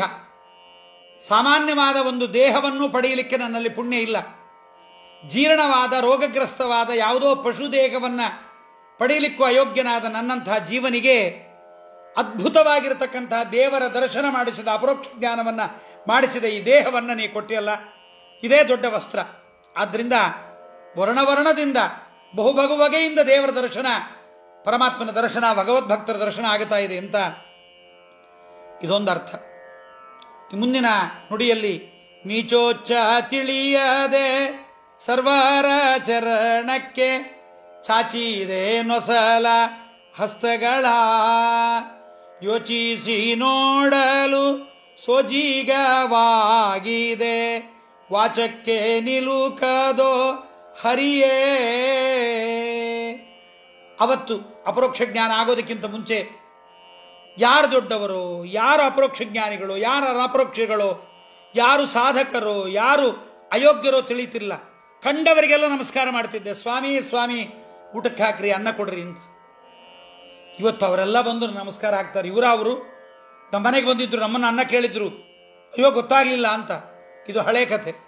ಈಗ ಹೊಸ ಕಥೆ. ಆಧ್ಯಾತ್ಮಿಕದ ಅರ್ಥದ ಕಡೆಗೆ ಹೊರಟಾಗ ನೀಚೋಚ್ಚ ತಿಳಿಯದೆ, ತಾರತಮ್ಯ ಜ್ಞಾನ ಇಲ್ಲದೆ, ಯಾರು ತಾರತಮ್ಯದಲ್ಲಿ ಕೊನೆಯವರು, ಯಾರು ಉತ್ತಮರು ಅಂತ ಗೊತ್ತಾಗದೆ, ಕಂಡ ಗುಡಿ ಗೋಪುರ ಕಂಡ ದೇವತೆಗಳಿಗೆ ಅಂಡಲದೆ, ಎಲ್ಲ ದೇವತೆಗಳ ಕಾಲಿಗೆ ಬಿದ್ದೆ ನಮಸ್ಕಾರ ಮಾಡಿದೆ. ಇವತ್ತು ನೋಡಿದರೆ ಆಶ್ಚರ್ಯ ಮಾಡಿದರೆ, ಸ್ವಾಮಿ ಸರ್ವರಂತರ್ಯಾಮಿಯಾಗಿದ್ದು ನೀ ಅನುಗ್ರಹ ಮಾಡತಕ್ಕಂಥ ಪ್ರಭು ಎನ್ನುವುದನ್ನು ಮರೆತೆ ನಾನು, ಹೀಗಾಗಿಬಿಟ್ಟೆ. ಹೀಗೆಲ್ಲ ದಾಸರಾಯರ ಸ್ತೋತ್ರವನ್ನು ದಾಸರಾಯರು ಕೃತಿಯಲ್ಲಿ ಹೇಳ್ತಾ ಕೊನೆ ನುಡಿಯಲ್ಲಂತಾರೆ, ವೈದಿಕ ಪದವಿಯ ನೀವಾಗೆ ಲೌಕಿಕ ಐದಿಸುವುದು ಬಹು ಖ್ಯಾತೆ, ಮೈದೂನ ಗೊಲಿದ ಶ್ರೀ ವಿಜಯ ವಿಠಲ ನಿನ್ನ ಪಾದ ಸಾಕ್ಷಿಯ ಅನುಭವವೋ, ನಿನ್ನ ಒಲುಮೆಯಿಂದ ನಿಖಿಲ ಜನರು ಬಂದು ಮನ್ನಿಸುವರೋ ಮಹಾರಾಯ. ಮೋಕ್ಷಾದಿ ಪುರುಷಾರ್ಥಗಳನ್ನು ಕೊಡುವ ಪರಮಾತ್ಮನಿಗೆ ಹುಲ್ಲಿನಂತಿರುವ ಲೌಕಿಕ ಸಂಪತ್ತನ್ನು ಕೊಡೋದು ಏನಾಶ್ಚರ್ಯ ಸ್ವಾಮಿ. ಸ್ವರೂಪ ದರ್ಶನವನ್ನು ಮಾಡಿಸುವ, ಲಿಂಗದೇಹದ ಭಂಗವನ್ನು ಮಾಡಿಸುವ, ಒಳಗಡೆಯ ಬಿಂಬರೂಪ ದರ್ಶನವನ್ನು ಮಾಡಿಸುವ ವೈದಿಕ ಪದವಿಯನ್ನು ಕೊಡ್ತಕ್ಕಂಥ ಸ್ವಾಮಿಗೆ ಈ ಲೌಕಿಕ ಪದವಿ, ಈ ಮಾನವ ದೇಹ, ಈ ಸಂಪತ್ತನ್ನು ಕೊಡೋದು ಏನು ದೊಡ್ಡದಿಗೆ ಸ್ವಾಮಿ. ಅರ್ಜುನನಿಗೆ ಒಲಿದವನಲ್ಲವೇ ನೀನು ಸ್ವಾಮಿ ಅಂತ ವಿಜಯದಾಸರು ತಮ್ಮ ಹಿಂದಿನ ಕಥೆಯನ್ನು ಜ್ಞಾಪಿಸಿಕೊಂಡರು ಅಂತ ಇತಿಹಾಸ. ಆದರೆ ವಿಜಯದಾಸರು ಅದರ ಜೊತೆಗೆ ಆಧ್ಯಾತ್ಮಿಕವಾಗಿಯೂ ಭಗವಂತನ ಚಿಂತನೆ ಮಾಡಿದ್ದಾರೆ ಎಂಬುದನ್ನು ನಾವು ತಿಳಿಯಬಹುದು. ಚೀಕಲ ಪರವಿ, ಆದವಾನಿ, ಮಾನವಿ ಎಲ್ಲ ಸಮೀಪದ ದೇಶ ಆದ್ದರಿಂದ ವಿಜಯದಾಸರ ವ್ಯಾಪ್ತಿ ಅಲ್ಲಲ್ಲೇ ಸಂಚಾರ ಮಾಡ್ತಾ ಇದ್ರು. ಸಂಚಾರ ಮಾಡ್ತಾ ಇರುವಾಗ ಆದವಾನಿಯಲ್ಲಿ ದಾಸರಾಯರು ಸಂಚಾರ ಮಾಡುವಾಗ, ರಾಯಚೂರು ಆದವಾನಿಗಳಲ್ಲಿ ಸಂಚಾರ ಮಾಡುವಾಗ ಮುಸಲ್ಮಾನ್ ನಾಯಕ ಬಸಾಲ ಜಂಗ್ ರಾಜ್ಯವನ್ನು ಆಳ್ತಾ ಇದ್ದ, ಮಂತ್ರಿಯಾಗಿದ್ದ. ರಾಜ್ಯವನ್ನು ಆಳುವ ಸಂದರ್ಭದಲ್ಲಿ ತಿಮ್ಮಣ್ಣದಾಸರು, ತಿಮ್ಮಣ್ಣ ಎಂಬತಕ್ಕಂಥವರು ಅಲ್ಲಿ ಮಂತ್ರಿಯಾಗಿದ್ದರು. ಆದವಾನಿ ಅವರ ಸ್ಥಳವಾಗಿತ್ತು. ವಿಜಯದಾಸರ ಭಜನೆ, ಅವರ ಶಿಷ್ಯ ಸಂಪತ್ತು, ಅವರ ಆಡಿದ ಮಾತುಗಳೆಲ್ಲ ನಿಜ ಆಗೋದು, ವಿಜಯದಾಸರ ಅನುಗ್ರಹಕ್ಕೆ ಪಾತ್ರರಾದವರು, ಇದನ್ನೆಲ್ಲ ನೋಡಿದ ತಿಮ್ಮಣ್ಣ ತಾನು ಬ್ರಾಹ್ಮಣ ಮಾಧ್ವನಾದ್ದರಿಂದ ವಿಜಯದಾಸರನ್ನು ಕರೆದು ಮನೆಯಲ್ಲಿ ಭಜನೆಗೆ ಅವರನ್ನು ಆಹ್ವಾನ ಮಾಡಿದಾಗ ವಿಜಯದಾಸರು ಬಂದರು.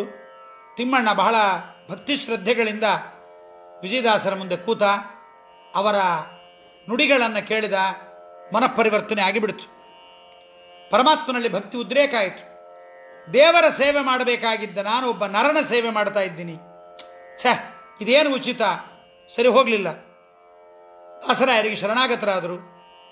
ಸ್ವಾಮಿ, ನನ್ನ ಜೀವನ ಉದ್ಧಾರ ಆಗಬೇಕು, ಈ ಸಂಪತ್ತು, ಈ ರಾಜ, ಈ ದೇಹ ನಶ್ವರ. ವಿಜಯದಾಸರು ಮಾತು ಕೇಳ್ತಾ ಇದ್ರು ತಿಮ್ಮಣ್ಣಂದು. ಅದರಿಂದ ಏನು ಮಾಡಬೇಕು? ಬಿಟ್ಟು ಬರ್ತೀನಿ ಸ್ವಾಮಿ. ಬೇಡ, ನೀ ಇದ್ರೆ ಅನೇಕರ ಉಪಯೋಗ ಆಗತ್ತೆ. ಬೇಡ ಸ್ವಾಮಿ, ನನಗೆ ಸಾಧನೆ ಆಗದೆ ಇನ್ನೊಬ್ಬರಿಗೆ ನಾನು ಉಪಯೋಗ ಮಾಡಿದ್ರೆ ಏನು ಬಂತು? ನಾನು ನನ್ನ ಸಾಧನೆ ಮಾಡಿಕೊಳ್ಳಬೇಕು, ನಿಮ್ಮ ಶಿಷ್ಯತ್ವವನ್ನು ವಹಿಸ್ತೀನಿ, ಅನುಗ್ರಹ ಮಾಡ್ರಿ ಎಂದ ತಿಮ್ಮಣ್ಣ. ಆದವಾನಿಯ ತಿಮ್ಮಣ್ಣ ಎಲ್ಲ ಬಿಟ್ಟ. ಮನೆ, ಕನಕ, ವಸ್ತು, ವಾಹನ, ತನ್ನ ಮಂತ್ರಿತ್ವ ಪದವಿಯನ್ನು ಕೂಡ ಧಾರೆ ಎರೆದ. ಇದೇ ನೋಡ್ರಿ, ದೇವರ ಒಲಿಮೆಯಾಗುವ ಕಾಲ ಬಂದರೆ ಕನಕದಾಸರು ನಾಯಕನಾಗಿದ್ದವರು ಹೊರಗೆ ಬಂದರು. ಧೋಂಡು ಪಂತರಾಗಿದ್ದ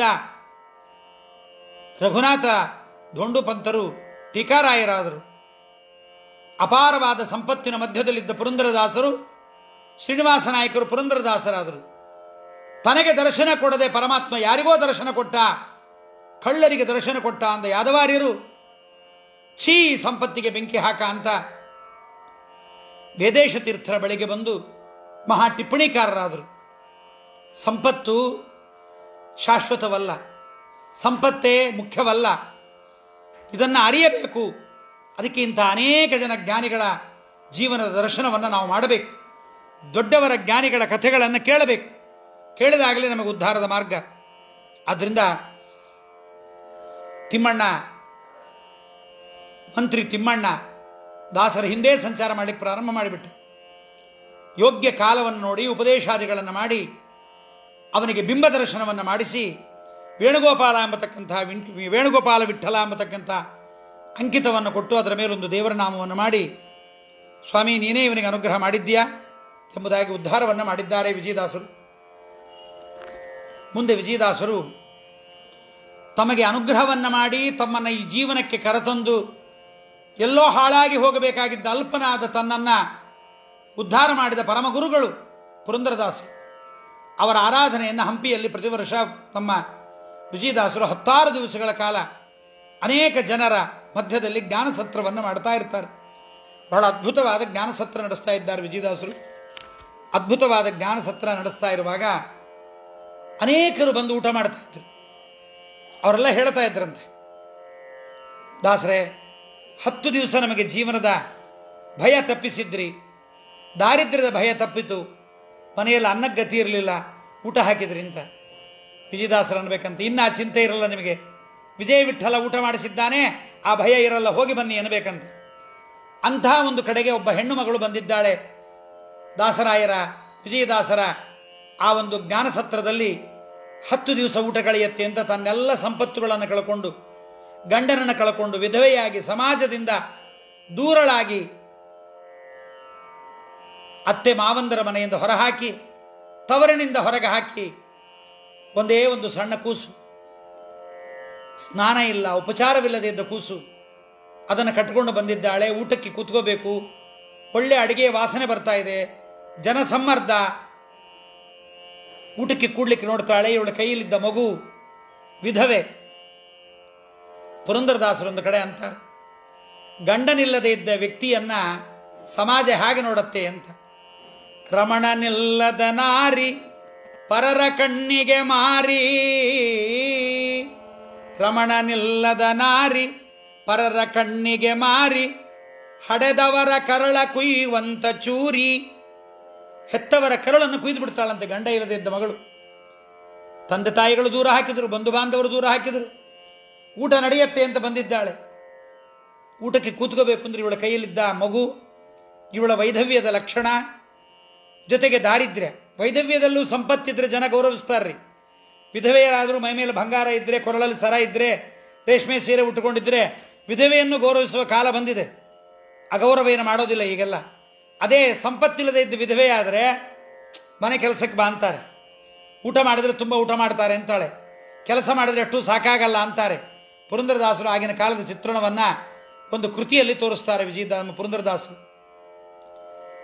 ಅಂತ ಆಕೆ ಊಟಕ್ಕೆ ಬಂದರೆ ಯಾರೋ ಲೋಟ ಇಟ್ಟರಂತೆ, ಇಲ್ಲಿ ಯಾರೋ ಬರ್ತಾರೆ ಅಂತ. ಯಾರೂ ಬರೋರಿಲ್ಲ. ಇನ್ನೆಲ್ಲೋ ಬೇರೆ ಕಡೆ ಕೂತ್ಕೊಳ್ಳೋಕೆ ಹೋದ್ರೆ ಬಟ್ಟೆ ಹಾಕಬೇಕು ಅವಳ ಎದುರಿಗೆ, ಇಲ್ಲ ಇಲ್ಲಿ ಬರ್ತಾರೆ ಕೂಡಬೇಡ ಅಂತ. ಎಲ್ಲೋ ಕೊನೆಗೆ ಹೋಗಿ ಕೂತ್ಕೊಂಡ್ಲಂತೆ. ಅಲ್ಲಿ ಕೂತ್ಕೊಂಡಾಗ ಊಟಕ್ಕೆ ಕೂತಿದ್ದಾಳೆ, ಊಟ ಮಾಡಬೇಕು. ಆ ಮಗು ಮಲವಿಸರ್ಜನೆ ಮಾಡಿದೆ, ಭೇದಿ ಮಾಡಿಕೊಂಡಿದೆ. ಚೀಥು ಪಾಪಿ ಅಂತ ಜನ ಬೈದುಬಿಟ್ರು. ಬೇಸರ ಆಗೋಯ್ತು ಅವಳಿಗೆ. ಈ ಜೀವನ ಇನ್ನು ಸಾಕು ಮಾಡಿಬಿಡಬೇಕು. ಹಂಪಿಯ ಕ್ಷೇತ್ರದಲ್ಲೇ ಇದ್ದು ಚಕ್ರತೀರ್ಥದಲ್ಲಿ ಜೀವನ ಕಳ್ಕೊಂಡ್ಬಿಡೋಣ ಅಂತ ನದಿಯಲ್ಲಿ ಬೀಳಬೇಕು ಅಂತ ಪ್ರಯತ್ನ ಮಾಡ್ತಾ ಇದ್ದಾಳೆ. ಸ್ನಾನಕ್ಕೆ ಬಂದಿದ್ದ ವಿಜಯದಾಸರಿಗೆ ಆ ಮಗುವನ್ನು ಕರ್ಕೊಂಡು ನದಿಯಲ್ಲಿ ಇಳಿತಾ ಇದ್ದಾಳೆ ಆ ತಾಯಿ. ಆ ಮಗುವಿಗೆ ಮೈಯೆಲ್ಲ ಕಜ್ಜಿ, ಮೈಯೆಲ್ಲ ರಣ ಆಗಿದೆ. ಆ ಮಗುವಿಗೆ ನೀರು ತಗಲ್ತು ಪಾಪ, ಕಾಲಿಗೆ ಚಿಟಾರ್ ಅಂತ ಕೂಗಿತು, ಮೈ ಜುಮ್ಮಂದಿತ್ತು ಪಾಪ ಆ ಕೂಸಿಗೆ. ಆ ಕಜ್ಜಿಗೆ ನೀರು ತಗಲಿದಾಗ ಬಹಳ ದುಃಖ ಆಗತ್ತೆ. ತಾಯಿ ಅಂತ ಇದ್ದಾಳೆ, 2 ನಿಮಿಷ ತಡ್ಕೊಂಬಿಡು ಕೂಸು, ಇನ್ನು ನಮ್ಮ ಜೀವನಕ್ಕೆ ಯಾವ ಧಕ್ಕೆ ಇರೋದಿಲ್ಲ, ಮುಗಿದೋಯ್ತು ನಮ್ಮ ಜೀವನ ಅಂತ ತಾಯಿ ಮಗುವನ್ನು ಸಂತೈಸ್ತಾ ತಾನು ಮುಳುಗಲಿಕ್ಕೆ ಹೋಗೋದನ್ನ ಮಸುಕು ಬೆಳಕು ಕತ್ತಲೆ. ವಿಜಯದಾಸರಂದ್ರು, ಯಾರಮ್ಮ ಯಾಕಂತ ಬರೀ ಮಾತಾಡ್ತಾ ಇದ್ದೀಯಾ ಅಂದ್ರು. ಓಹ್, ಇದೆಂಥ ಜೀವನ, ಊಟಕ್ಕೆ ಕೂತ್ರೆ ಜಾಗ ಇಲ್ಲ ಅಂದ್ರು, ಊಟಕ್ಕೆ ಕೂತ್ರೆ ಮಲವಿಸರ್ಜನೆ ಮಾಡಿತು, ಸಾಯ್ಲಿಕ್ಕೆ ಬಂದ್ರು ಅಪ್ಪಣೆ ಕೇಳಬೇಕಾ ಅಂದ್ಲು ಪಾಪ ಹೆಣ್ಮಗಳು. ತಾಯಿ ಯಾಕಂತ ದುಃಖ ಪಡ್ತಿ, ಬಾ ನಾನು ಆಶ್ರಯ ಕೊಡ್ತೀನಿ ಅಂದ್ರು. ಯಾರು ಸ್ವಾಮಿ ಅಂದ್ಲು. ಯಾರಾಗಿರ್ಲಿ ಬಾ ಎಂದ್ರು. ಸಾಯುವವರಿಗೆ ಆಶ್ರಯವನ್ನು ಕೊಡಬೇಕಾದದ್ದು ನಮ್ಮ ಕರ್ತವ್ಯ, ಆತ್ಮಹತ್ಯೆಯನ್ನು ಮಾಡಲಿಕ್ಕೆ ಬಿಡಬಾರದು. ವಿಜಯದಾಸರು ಕೈ ಹಿಡಿದು ಬಾ ತಂಗಿ ಅಂತ ಕರ್ಕೊಂಡು ಬಂದರು. ಕರ್ಕೊಂಡು ಬಂದು, ನಿನಗೆ ಮಗು ಸಾಕಾಗಿದ್ದರೆ ನನಗೆ ಕೊಡು ಅಂತ ಕೈ ಹಿಡಿದ್ರು. ಬಹಳ ಖುಷಿಯಾಯಿತು. ವಿಜಯದಾಸರಂತ ಅಪರೋಕ್ಷ ಜ್ಞಾನಿಗಳು ಮಗುವನ್ನು ಕೇಳ್ತಾ ಇದ್ದಾರೆ. ಯಾವ ಕೂಸೋದು, ವಿಜಯದಾಸರಂಥವರು ಅದನ್ನು ಸಾಕು ಮಗನನ್ನು ಮಾಡಿಕೊಂಡ್ರು ಅಂದರೆ ಆ ಮಗುವಿನ ಭಾಗ್ಯ ಎಂಥದ್ದು. ಕೈ ಹಿಡಿದ್ರು, ಕೊಟ್ಬಿಟ್ಲು. ಬಾ ತಾಯಿ, ನೀ ಮಗು ಕೊಟ್ಟು ಎಲ್ಲೂ ಹೋಗಬೇಡ, ಮನೆಗೆ ಬಾ ಅಂದ್ರು. ತಾವೇ ಮನೆ ಕರ್ಕೊಂಡು ಹೋಗಿದ್ದಾರೆ.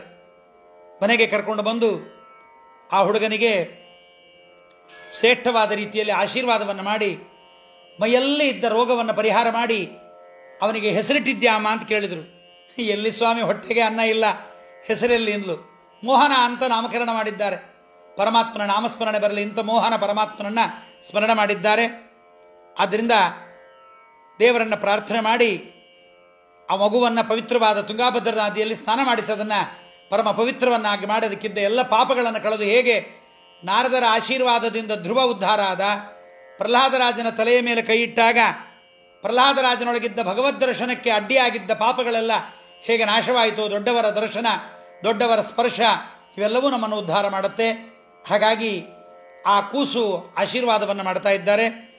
ಆ ಹುಡುಗನಿಗೆ ಮುಂದೆ ಆಶೀರ್ವಾದವನ್ನು ಮಾಡ್ತಾ ತೊಡೆಯ ಮೇಲೆ ಮಲಗಿಸಿಕೊಂಡು ಆ ಮಗುವನ್ನು ಹೆಂಡತಿಯನ್ನು ಕರೆದು ಹೇಳಿದ್ರಂತೆ ಅರಳಮ್ಮನಿಗೆ, ಅಮ್ಮ, ಶೇಷಗಿರಿ ಹೋಗಿದ್ದಾನೆ ಅಂತ ಚಿಂತನೆ ಮಾಡಬೇಡ, ಮೋಹನ ಬಂದಿದ್ದಾನೆ ನೋಡು ಅಂದ್ರು. ತಾಯಿಯ ಒಡಲಿಗೆ ಆಕೆ ಕೂಡ ಸೆರಗೊಡ್ಡಿ ಕೇಳಿದಂತೆ, ಕೊಡ್ರಿ ದಾಸರೇ ಅಂತ ತನ್ನ ಯಜಮಾನರ ಬಳಿಯಲ್ಲಿ ಮಗುವನ್ನು ಸ್ವೀಕಾರ ಮಾಡಿದ್ದಾರೆ. ಆ ಮಗುವನ್ನು ವಿಜಯದಾಸರು ಆಶೀರ್ವಾದ ಮಾಡ್ತಾರೆ. ನೋಡ್ರಿ ಎಂಥ ಆಶೀರ್ವಾದ. ಇವತ್ತೆಲ್ಲ ಇದೆಲ್ಲ ಮರೆತೋಗಿದೆ. ಮಕ್ಕಳಿಗೆ ಆಶೀರ್ವಾದ ಮಾಡೋದು, ಮಕ್ಕಳು ನಮಸ್ಕಾರ ಮಾಡೋದು, ಇವೆಲ್ಲ ಮರೆತೋಗಿದೆ. ಏನೋ ಬರ್ತ್ಡೇ ಪಾರ್ಟಿ ಅಂತ ಯಾವುದೋ ಎಗ್ ಹಾಕಿದ ಕೇಕ್ ಕಟ್ ಮಾಡಿ ಹಚ್ಚಿದ ದೀಪ ಆರಿಸಿ, ಹೊಂದಲ್ಲಿ ದೇವರಿಗೆ ದೀಪ ಇಲ್ಲ, ಬ್ರಾಹ್ಮಣರಿಗೆ ದಕ್ಷಿಣೆ ಇಲ್ಲ, ಪರಮಾತ್ಮನಿಗೆ ನಮಸ್ಕಾರ ಇಲ್ಲ, ಹೊಸ ಬಟ್ಟೆ ಇಲ್ಲ, ಯಾವುದೋ ಪ್ರಾಣಿಯ ಮೊಟ್ಟೆಯನ್ನು ಒಡೆದು ಅದರ ಜೀವನವನ್ನು ಹಾಳು ಮಾಡಿ ಆ ಮೊಟ್ಟೆ ಹಾಕಿದ ಕೇಕನ್ನು ನಾವು ತಿಂದು ಹಚ್ಚಿದ ದೀಪವನ್ನು ಆರಿಸಿ ಹೋ ಅಂತ ಕೂಗಿಬಿಟ್ರೆ ಹ್ಯಾಪಿ ಬರ್ಡೇ ಅಂತ ನಿಜವಾದ ಹ್ಯಾಪಿ ಬರ್ಡೇ ಮಾಡ್ತಾರೆ ನೋಡ್ರಿ ವಿಜಯದಾಸರು. ಚಿರಂಜೀವಿಯಾಗೆಲೋ ಚಿನ್ನ ನೀನು ಹರಿದಾಸ ಪರಮ ಭಾಗವತರ ಪದಧೂಳಿ ಧರಿಸುತ್ತಲಿ ಚಿರಂಜೀವಿಯಾಗೆಲೋ ಚಿನ್ನ ನೀನು. ಚೆರಿಯಬೇಡ ಹರಿಯ ಮರೆಯಬೇಡೆಂದೆಂದು ತಿರಿಯಬೇಡ ಖಳರ ಮನೆಗೆ ಹೋಗಿ ಒರೆಯಬೇಡನ್ಯರಿಗೆ ರಹಸ್ಯ ತತ್ವಗಳನ್ನು ಬೆರೆಯಬೇಡ ಪರರ ಸತಿಯ ಸ್ವಪ್ನದಲ್ಲಿ ಚಿರಂಜೀವಿಯಾಗಿರಲವೋ ಚಿಣ್ಣ ನೀನು ಪರಮ ಭಾಗವತರ ಪದಧೂಳಿ ಧರಿಸುತ್ತಲಿ ಎಂಥ ಆಶೀರ್ವಾದ ನೋಡ್ರಿ. ಜರಿಯಬೇಡ ಹರಿಯ, ದೇವರನ್ನ ಜರಿಯಬೇಡ, ಮರೆಯಬೇಡೆಂದೆಂದು ಹರಿಯ. ಆ ಹರಿ ಅನ್ನೋ ಪದ ಎರಡೂ ಕಡೆಗೆ. ದೇವರನ್ನ ಜರಿಯಬೇಡ, ದೇವರನ್ನ ಮರೆಯಬೇಡ, ಕಂಡವರ ಮನೆ ಮುಂದೆ ಹೋಗಿ ಕೈ ಚಾಚಬೇಡ, ತಿರಿಯಬೇಡ ಖಳರ ಮನೆಗೆ ಹೋಗಿ. ನಿನಗೆ ಸಿಕ್ಕ ರಹಸ್ಯವನ್ನು ಯಾರೋ ನಾಕಾಣಿ ಕೊಡ್ತಾರೆ, ಉಪನ್ಯಾಸ ಹೇಳ್ರಿ ಅಂತ ಹೇಳಬೇಡ, ಪರಮಾತ್ಮನ ಭಕ್ತರ ನೋಡಿ ಅವರಿಗೆ ಹೇಳು. ಒರೆಯಬೇಡನ್ಯರಿಗೆ ರಹಸ್ಯ ತತ್ವಗಳನ್ನು ಬೆರೆಯಬೇಡ ಪರರಸತಿಯ ಸ್ವಪ್ನದಲ್ಲಿ. ಸ್ವಪ್ನದಲ್ಲೂ ಪರಸತಿಯರನ್ನ ನೀನು ಸ್ಮರಣೆ ಮಾಡಬೇಡ. ಮಗುವಿಗೆ ಹೇಳ್ತಾರೆ, ಲೋಕವಾರ್ತೆಯು ನಿನ್ನ ಕಿವಿಗೆ ಕೇಳಿಸಬೇಡ, ಶ್ರೀಕಾಂತ ಚರಿತೆಯನು ಕೇಳದಿರಬೇಡ, ಪಾಕವನ್ನು ಮಾಡಿ ಏಕಾಂಗಿಯ ಗುಣಬೇಡ, ಭುಕಾಂತರನುಸರಿಸಿ ಬೆಸಗೊಳ್ಳಬೇಡ, ಚಿರಂಜೀವಿಯಾಗೆಲವೋ. ಇದನ್ನು ಹೇಳೋ ಹಿರಿಯರೇ ಇಲ್ಲ ಮನೆಯಲ್ಲೆಲ್ಲ. ಓಲ್ಡ್ ಏಜ್ ಆಶ್ರಮ ಕೊಟ್ಟೋಗ್ಬಿಟ್ಟಿದ್ದಾರೆ. ಮನೆಯಲ್ಲಿದ್ದರೆ ಅವರಿಗೆ ಅದು ಯಾವುದೋ ಚಿಂತೆ, ಅವರಿಗೆ ತಮ್ಮ ಒಂದು ಹೊಪ್ಪತ್ತಿನ ಊಟದ ಚಿಂತೆ ಪಾಪ ಅವರಿಗೆ. ಅವ್ರು ಯಾರೂ ಇಲ್ಲ. ಇದ್ದವರ ಮನೆಯಲ್ಲಿ ಮಕ್ಕಳಿಲ್ಲ, ಮಕ್ಕಳಿದ್ದ ಮನೆಯಲ್ಲಿ ಹಿರಿಯರಿಲ್ಲ, ಹಿರಿಯರಿದ್ದ ಮನೆಯಲ್ಲಿ ಮಕ್ಕಳಿಲ್ಲ. ಎಂಥ ಜೀವನದ ವಿಪರ್ಯಾಸ. ವಿಜಯದಾಸರಂತಾರೆ ಮೋಹನದಾಸರಿಗೆ, ಕುಸು, ಲೋಕವಾರ್ತೆ ನಿನ್ನ ಕಿವಿಗೆ ಬೀಳೋದು ಬೇಡ. ಯಾರೇನಾದರೂ, ಯಾರು ಬಂದರು, ಎಲ್ಲಿ ಏನಾಯಿತು ಬೇಡ ನಿನಗೆ. ಶ್ರೀಕಾಂತನ ಚರಿತ್ರೆಯನ್ನು ಕೇಳದೇ ಇರಬೇಡ ಕೂಸು. ಪಾಕವನ್ನು ಮಾಡಿ ಏಕಾಂಗಿಯ ಗುಣ ಬೇಡ. ಎಲ್ಲ ವಿದುರ ನೀತಿಯಲ್ಲಿ ಬರುವ ಮಾತುಗಳನ್ನೇ ವಿಜಯದಾಸರು ಹೇಳ್ತಾ ಇದ್ದಾರೆ. ಅಡಿಗೆ ಮಾಡಿ ಒಬ್ಬನೇ ತಿನ್ನಬೇಡ, ಇನ್ನೊಬ್ಬರನ್ನ ಯಾರು ಊಟಕ್ಕೆ ಕರ್ಕೊಂಬಂದು ಊಟಕ್ಕೆ ಹಾಕಿ ಊಟ ಮಾಡು. ರಾಜರನ್ನು ಅನುಸರಿಸಿ ಸುಮ್ಮನೆ ಅವರ ಮುಂದೆ ಸ್ತೋತ್ರ ಮಾಡಬೇಡ. ದೊಡ್ಡ ಮಾತು ಹೇಳ್ತಾರೆ ಮುಂದೆ, ಸಾಲ ಮಾಡಲಿ ಬೇಡ. ಯಾರು ಹೇಳ್ತಾರ್ರಿ? ಕ್ರೆಡಿಟ್ ಕಾರ್ಡ್ ಇದ್ದರೆ ಅಮೆಜಾನು ನಿಮಗೆ ಫ್ಲಿಪ್ಕಾರ್ಟಲ್ಲಿ ಮತ್ತೊಂದು ಕಡೆಗೆ ದುಡ್ಡು ಕೊಡ್ತಾರೆ, EMI ಇಲ್ಲ ಅಂತಾರೆ. ಇವತ್ತು ಕ್ರೆಡಿಟ್ ಕಾರ್ಡ್ ಇದ್ದವನೇ ದೊಡ್ಡವನು, ಸಾಲ ಮಾಡೋನೇ ದೊಡ್ಡವನು. ಎಂಥ ಮೂರ್ಖ ಪ್ರಪಂಚ. ಸಾಲ ಮಾಡಲಿ ಬೇಡ. ಸಾಲ ಯಾವಾಗ ಮಾಡ್ತೀವಿ ಹೇಳು? ಸಾಲದು ಅಂತಾದಾಗ. ಸಾಲದೆಂದೆನ ಬೇಡ. ಎಂಥ ದೊಡ್ಡ ಮಾತು ಮುಂದೆ ಹೇಳ್ತಾರೆ ನೋಡ್ರಿ. ನಾಳಿಗೆ ಹೇಗೆಂಬ ಚಿಂತೆ ಬೇಡ, ಕೂಳ ಜನರೊಡನೂಡಿ ಒಡಗೂಡಿ ಕಂಗಡಲಿ ಬೇಡ, ನೀ ಬಾಳುವವರ ಸಂಘದಲ್ಲಿ ಬಾಳೆಲವೋ ಬಾಲ, ಚಿರಂಜೀವಿಯಾಗೆಲವೋ ಚಿಣ್ಣ ನೀನು. ಸಾಲದು ಅಂತ ಅನ್ಬೇಡ, ಸಾಲ ಮಾಡಬೇಡ. ನಾಳೆಗೆ ಹೇಗೆ ಅಂತ ಚಿಂತೆ ಮಾಡಬೇಡ. ಬದುಕಿದ್ರೆ ತಾನೆ ನಾಳೆ. ಇವತ್ತು ದುಡ್ಡಾಗಿ ಹೋಯ್ತು ಚಿಂತೆ ಮಾಡಬೇಡ. ದಾಸನಾದರೆ ಹೀಗಿರಲೇಬೇಕು, ಆಶಪಾಶಗಳ ಬಿಡಬೇಕು, ನಾಳಿಗೆ ಹೇಗೆಂಬ ಚಿಂತೆ ಬಿಡಬೇಕು ಅಂತಾರೆ ವಿಜಯದಾಸರೇ ಒಂದು ಸುಳಾದಿಯಲ್ಲಿ. ಕೆಟ್ಟ ಜನರ ಜೊತೆಗೆ ಓಡಾಡಬೇಡ, ಹರಿಭಕ್ತ ಹರಿದ್ವೇಷಿಗಳ ಜೊತೆಗೆ ಓಡಾಡಬೇಡ. ಯಾರು ಪರಮಾತ್ಮನ ಜೊತೆಗೆ ಓಡಾಡ್ತಾರೆ ಅಂಥವರ ಸಜ್ಜನರ ಸಂಗ ಮಾಡು. ಪಂಡಿತರು ಪಾಮರರು ಆರಿಗಾದರೂ ನಿನ್ನ ಕಂಡವರಿಗೆಲ್ಲ ಕೌತುಕ ತೋರಲಿ, ಹೆಂಡೆರು ಮಕ್ಕಳು ಅಳಿಯ ಸೊಸೆಯಂದಿರು, ಹೆಂಡರು ಮಕ್ಕಳು ಅಳಿಯ ಸೊಸೆ ಮೊಮ್ಮಕ್ಕಳು, ಉಂಡುಟ್ಟು ದ್ವಿಜರ ಸಹ ಗಂಡು ಗಲಿಯಾಗೋ, ಚಿರಂಜೀವಿಯಾಗೆಲವೋ ಚಿಣ್ಣ ನೀನು. ಯಾರೇ ನಿನ್ನ ನೋಡಿದ್ರು ಕೂಡ ಅಬ್ಬ ಅನ್ನೋ ಹಂಗಿರ್ಬೇಕು ನೀನು. ಅಯ್ಯೋ ಪಾಪ ಅನ್ನಬಾರದು. ಪಂಡಿತರು ಪಾಮರರು ಆರಿಗಾದರೂ ನಿನ್ನ ಕಂಡವರಿಗೆಲ್ಲ ಕೌತುಕ ತೋರಲಿ. ಹೇಗಿರ್ಬೇಕು ಗೊತ್ತಾ ನೀನು? ಒಬ್ಬನೇ ಕಾಗೆ ಹೆಂಗಿರಬಾರದು. ಹೆಂಡಿರು ಮಕ್ಕಳು ಅಳಿಯ ಸೊಸೆ ಮೊಮ್ಮಕ್ಕಳು, ಅವರ ಆಶೀರ್ವಾದ ಇವತ್ತು ನಿಜವಾಗಿದೆ. ಮೋಹನದಾಸರ ವಂಶಸ್ಥರೇ ಇವತ್ತಿದ್ದಾರೆ. ವಿಜಯದಾಸರ ಸಾಕು ಮಕ್ಕಳ ವಂಶವೇ ಮುಂದೆ ಬೆಳೆದು ಬಂದಿದೆ. ದೊಡ್ಡವರಿಗೆಲ್ಲ ವಂಶ ಬೆಳೆಯಬೇಕು ಮಾಡಬೇಕು ಅಂತಿಲ್ಲ. ನಾವೆಲ್ಲ ವಿಜಯದಾಸರ ಮಕ್ಕಳೇ. ವಿಜಯದಾಸರ ಸ್ಮರಣೆ ಮಾಡೋರು ನಾವೆಲ್ಲ ವಿಜಯದಾಸರ ಮಕ್ಕಳಲ್ಲದೆ ಇನ್ನೇನು? ನಾವೇ ಅವರಿಗೆ ಮಕ್ಕಳು. ಎಷ್ಟು ಜನ ಆರಾಧನೆ ಮಾಡ್ತಾರೆ ವಿಜಯದಾಸರದ ಇವತ್ತು. ಮಗ ಇದ್ರೆ ಬರೀ ಒಬ್ಬ ಮಗ ಮಾಡ್ತಿದ್ದ, 3 ತಲೆಮಾರು ಮಾಡ್ತಾ ಇದ್ರು. ಆಮೇಲೆ ಅವರಿಗೆ ಶ್ರಾದ್ದ ಇರ್ತಿರಲಿಲ್ಲ. ಇವತ್ತು ವಿಜಯದಾಸರಿಗೆ ಎಷ್ಟು ಜನ ಆರಾಧನೆ, ಅವರ ಪುಣ್ಯತಿಥಿಯನ್ನು ಆಚರಣೆ ಮಾಡ್ತಾರೆ.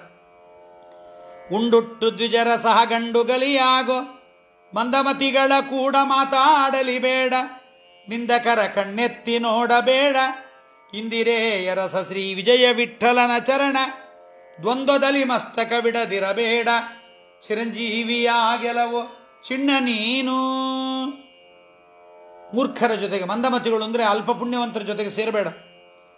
ಯಾರು ಹರಿನಿಂದ ಕರಿದ್ದಾರೆ ಅವರನ್ನು ನೋಡಬೇಡ. ವಿಜಯ ವಿಠಲನ ಚರಣದಲ್ಲಿ ಎರಡೂ ತಲೆಯಲ್ಲಿ ನಿಡುವುದನ್ನು ಮರೆಯಬೇಡ ಎಂಬುವ ವಿಜಯದಾಸರು ಅವರ ಆರಾಧನಾ ಪೂರ್ವಾರಾಧನಾ ಮಹೋತ್ಸವ. ನಾಳೆ ಮಧ್ಯಾರಾಧನೆ, ನಾಳೆ ಚೀಕರ ಪರವಿಗೆ ಹೋಗುವ ಉದ್ದೇಶ ಇದೆ. ಹಾಗಾಗಿ ನಾಳೆ ಪುನಃ ಸಮಯಾವಕಾಶ ಆದಾಗ ಮತ್ತೆ ನಾಳೆ ಉಪನ್ಯಾಸದ ಬಗ್ಗೆ ನಿರ್ಧಾರವಾಗಿ ಉಂಟು ಅಂತ ಹೇಳಾರೆ, ಇಲ್ಲ ಅಂತ ಹೇಳಾರೆ.